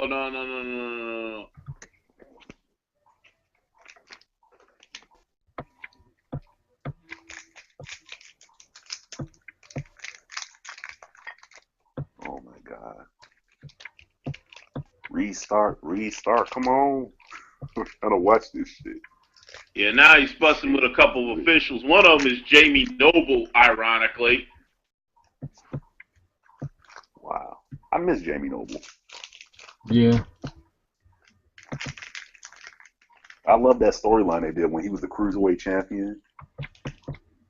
Now he's trying to make them go up and get Ambrose down.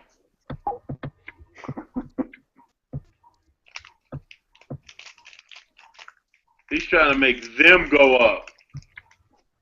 Can't blame him. You sure you want to do that? That motherfucker crazy. Now the other dude on the other side is trying to go up too. Oh, something's gonna happen. Step up to Ambrose something. about to get jumped. Ambrose about to get jumped. Oh my god.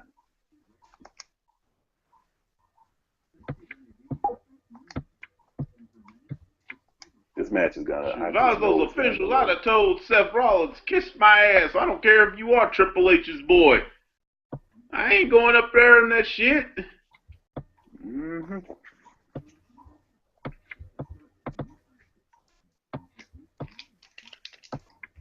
Oh yeah, by the way, Brian, thank you for introducing me to Reverend X. I listen to this motherfucker every day now. Reverend X. Who are you looking at now? I'm trying to get my stream going. Reverend X. All right, which one? Reverend X is hilarious. Shit. Oh, the one where Ambrose is now beating up Noble and the other dude. That guy called and said he's the devil. Kendall said, "Oh, there's Rollins. There's Rollins."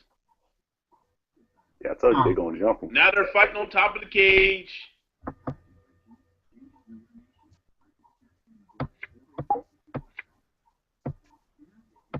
Oh, now the other two thugs. Now they try to hold homeboy down. Oh shoot! They better watch it on that wire, man. Some of that shit don't look too stable. Ooh, damn!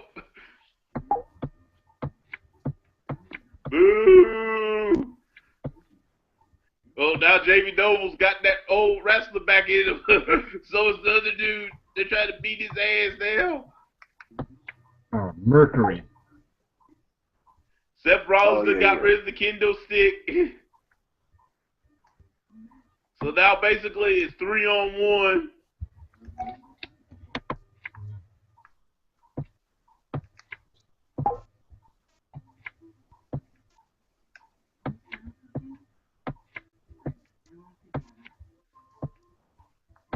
So what's going on? He's talking about throw him over the cage. Nope. Ambrose is like, fuck no, that ain't gonna happen. Uh-oh, suplex. Oh, on the top of the roof of the cage. Ah, shit.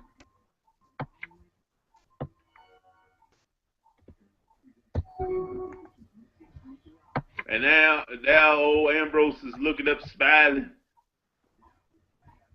Jamie Noble is down. And now homeboy's trying to escape.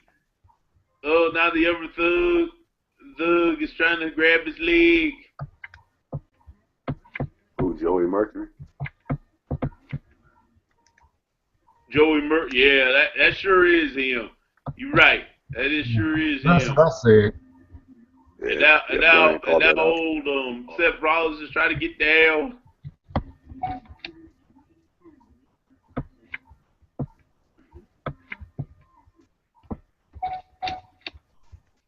Yeah, and the Spanish announce team is already moving out of the way. They're like, oh, shit.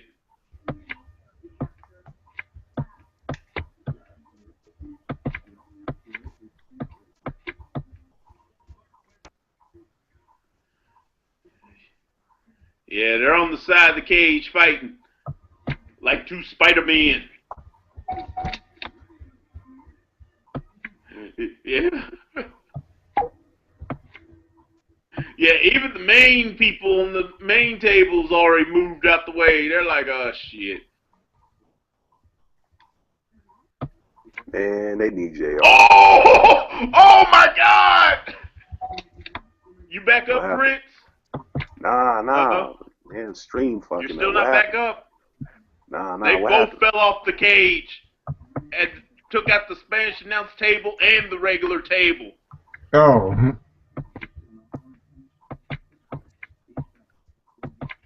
Well, I guess they listened to Seth Rollins when he did an interview over the weekend, saying he wanted the main event this.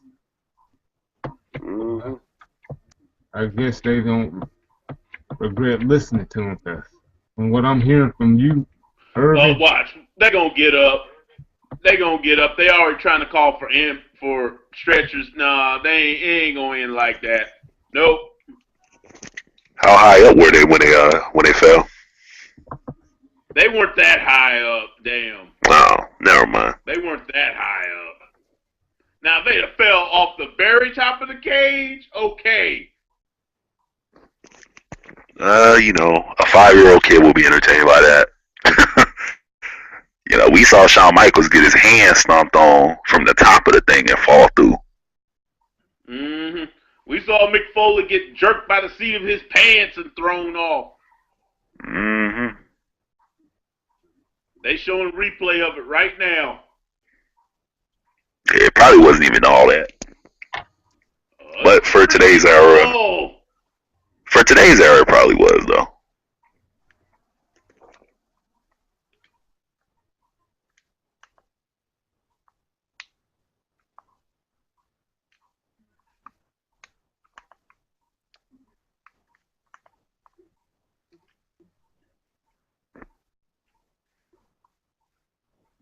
shoot, damn. God damn. Yeah, watch. Ambrose gonna get up. They're gonna try to take Rollins. He gonna beat Rollins off of the stretcher. Bet you. Yeah, you gonna take his ass off and throw him back in that cage.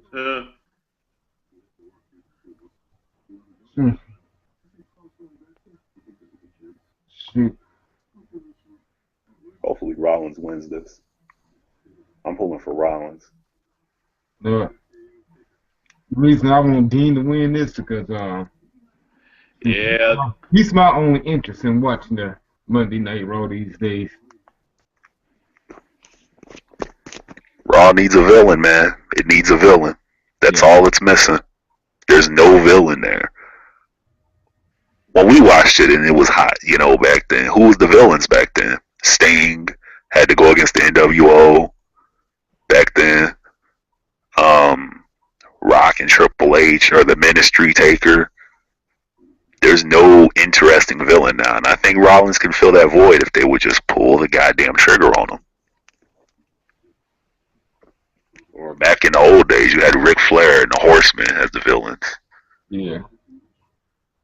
You know, yeah, they ain't gonna end it right here. I guarantee you, it ain't gonna end right here.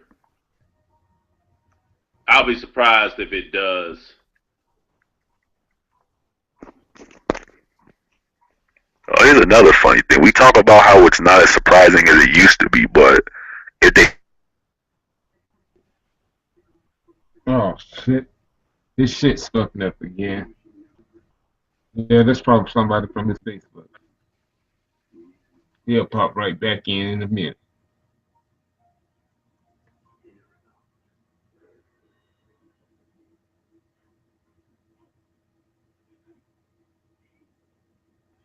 Yep, Ambrose trying to get up.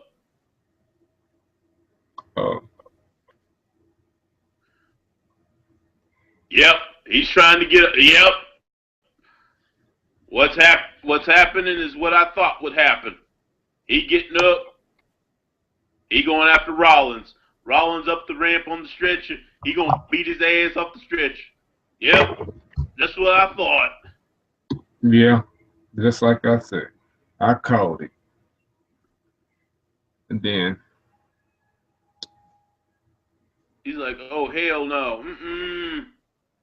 Now get in this cage, boy. Take this ass whooping.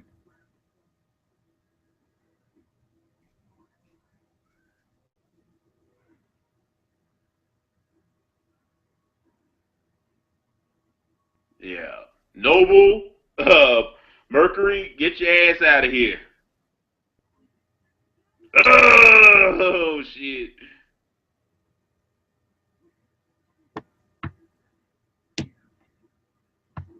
And he just yelled, lock it.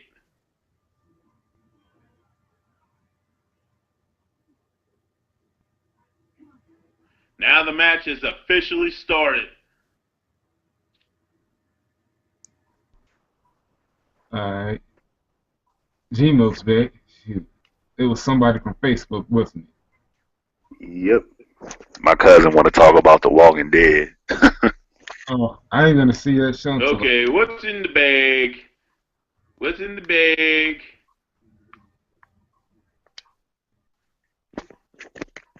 Oh shoot, two hammer stuff.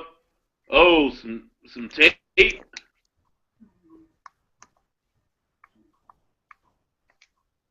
tape. Cause I'm a looking in the Barney bag.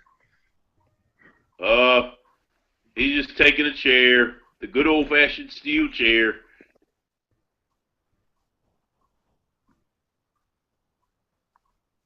Shoot, Ambrose is just watching now.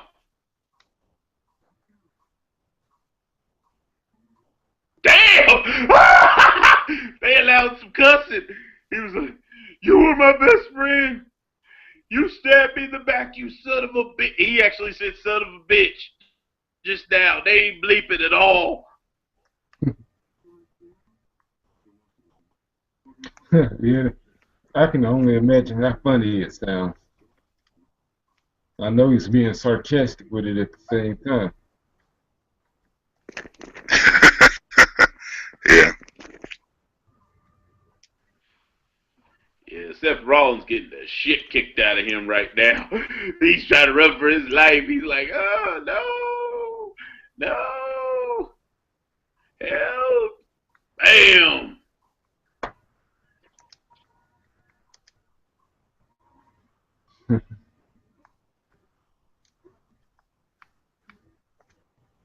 Shoot, yeah. Oh, shoot, he's got...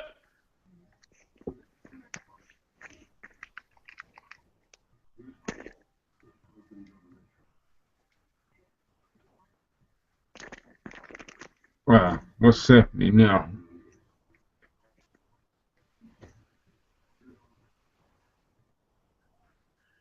Dang, drop kicked him right into the cage.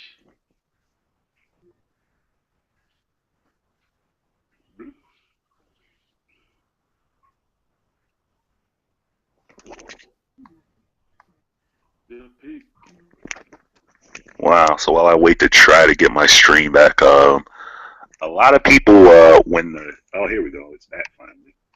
When the Shield first broke, no, now it's going again. Fuck. See, trying to stream this shit on a PlayStation 3 sucks.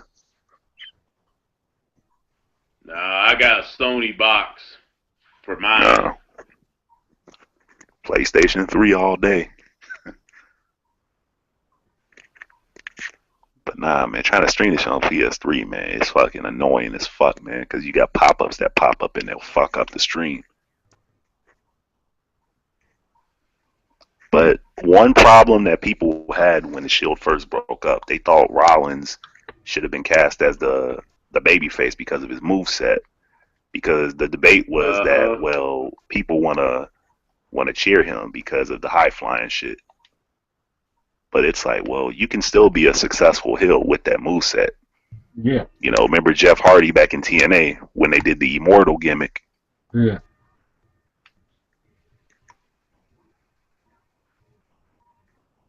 And then he messed that up.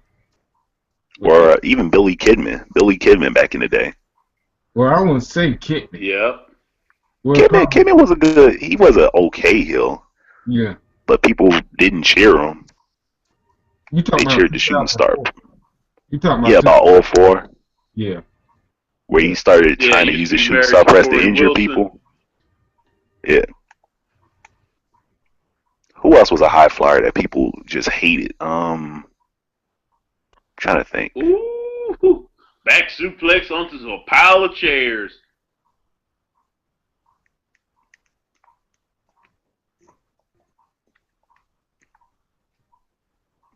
Man, this some bullshit. Trying to get this stream back. You know what? Okay, another this table is probably laughing be at me. destroyed. Just get the network for $9.99 and you can watch it.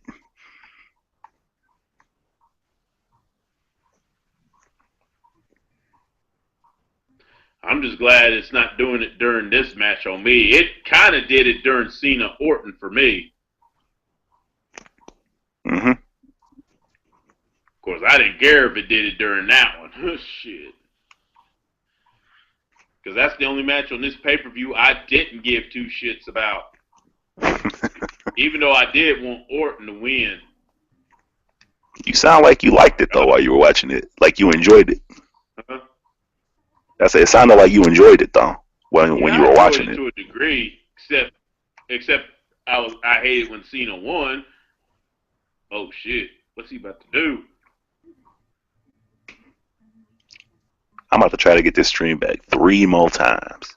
Dang, he And just after the did 3rd Cactus time, I'm Jack. saying, fuck it. He just did Cactus Jack. Oh, There shit. was a table set up on the outside. Rollins was on it. He got up on the second rope on the outside. He looked down at him and did the bang bang before he dropped the elbow. Damn.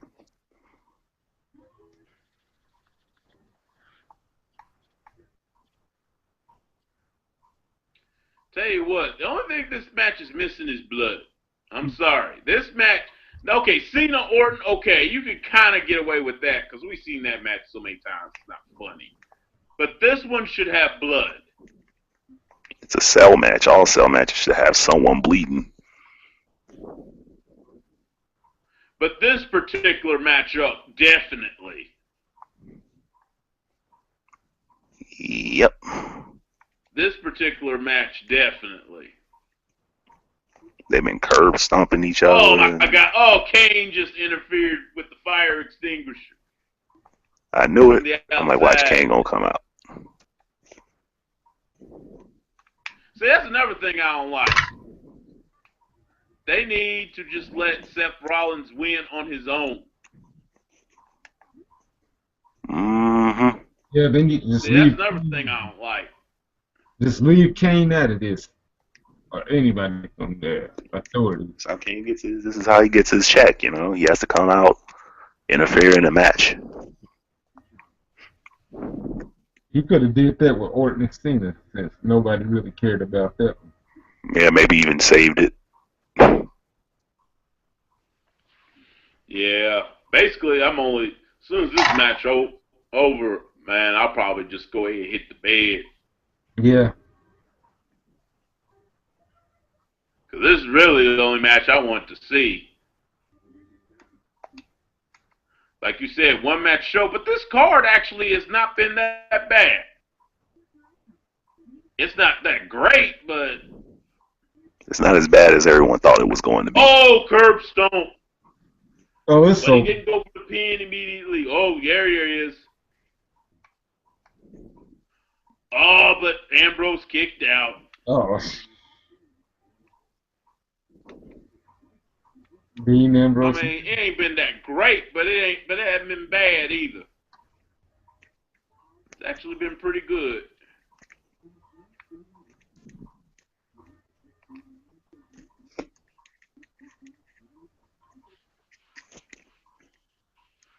Oh, Mr. Griff, did you hear about remember that dude who tried to rip you off and talk crazy?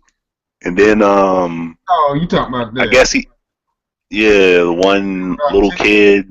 That autistic, yeah. Oh, Yeah. Justin Nunn. Turns Yeah, out did you hear I about? was the only one he talked shit about. Yeah, he tried to go after Hill Stevens. Get on too. All right, what you? Yeah, Huh?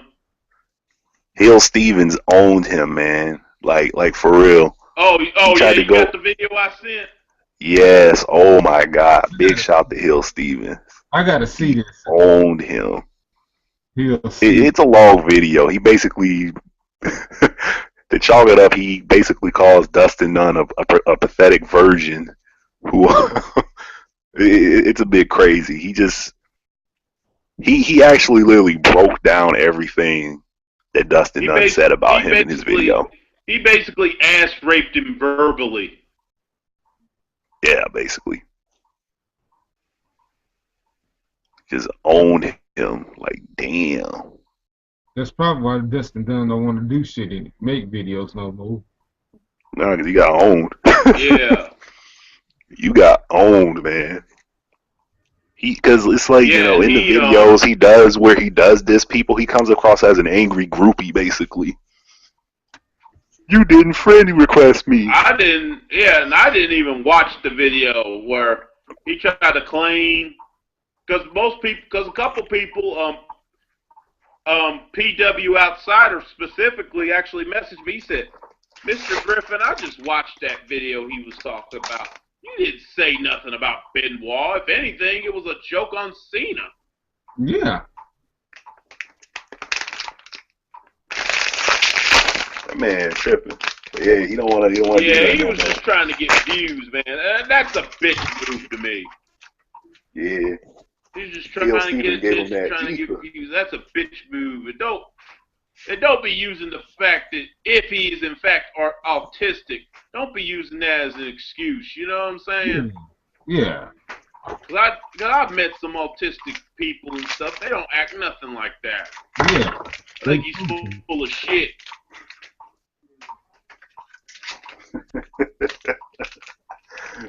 He was going in though. He was seriously angry.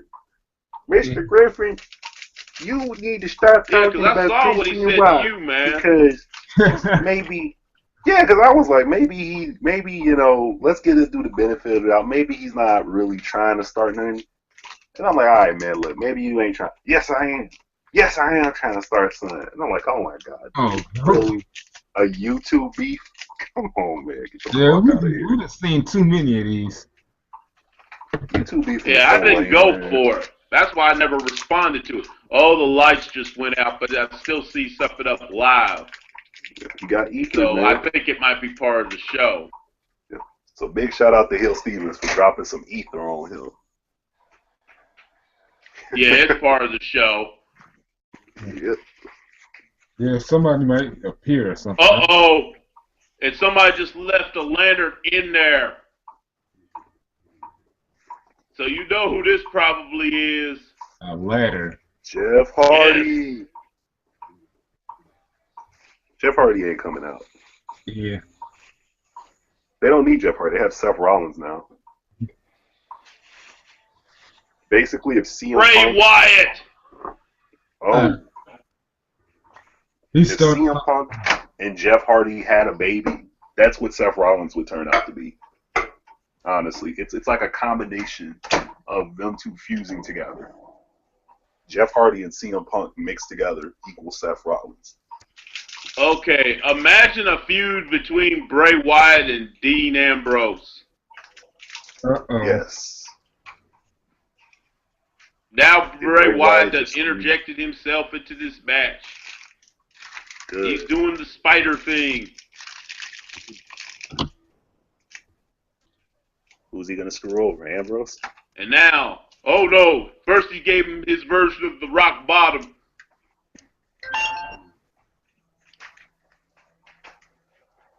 Look, even Seth Rollins was like, what the fuck? Look, he's scared to death. He ain't even trying to go in after Ambrose right now. He's scared to death. Well, at least they're pulling the trigger on somebody. Rollins or and Seth Rollins Bray Wyatt. just won. And now Seth Rollins get the hell up out of there. Mm-hmm. Who should be the top bad guy? Rollins or Bray Wyatt? Personally, I want it to be Bray Wyatt.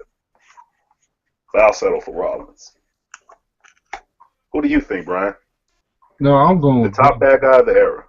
I'm going with Bray Wyatt. Okay. Well, what about you, Mr. Griff?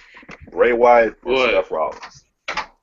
The next top heel. Top bad guy should be Seth, with maybe Bray Wyatt close second. Especially now he started a fight with Dean Ambrose. I was like, okay, now you're going to have two of the craziest people on the roster feud. I think Wyatt would be more interesting, I think, because Rollins, he always needs Kane's help. Sister Abigail. Just a few inches more, he'd have landed on the center blocks. Oh, they brought center blocks back out for this match? Huh? They brought the cinder blocks back out. Yeah, but he was about to curb stomp Rollins on him. That's when Bray Wyatt came out. Oh shit! The two craziest people on the roster get ready to have a program together. That's good.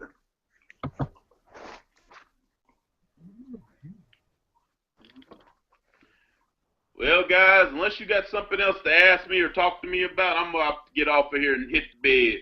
Yeah, me too. Yeah. All right, y'all. Another week. Hey, I want to say, people, thanks. Hey, thanks for joining us, Irv. I know Ryan couldn't make it today because he was on calling and all that stuff, whatever it is. I know it had something to do with his job or something, but it's all good. I just want to get it out the way before the month was out, and shit. Well, then, and thanks to all that watch this, and I'm gonna say this: duty calls in the morning. It's gonna be another week. I'll be seeing y'all. All right. All right.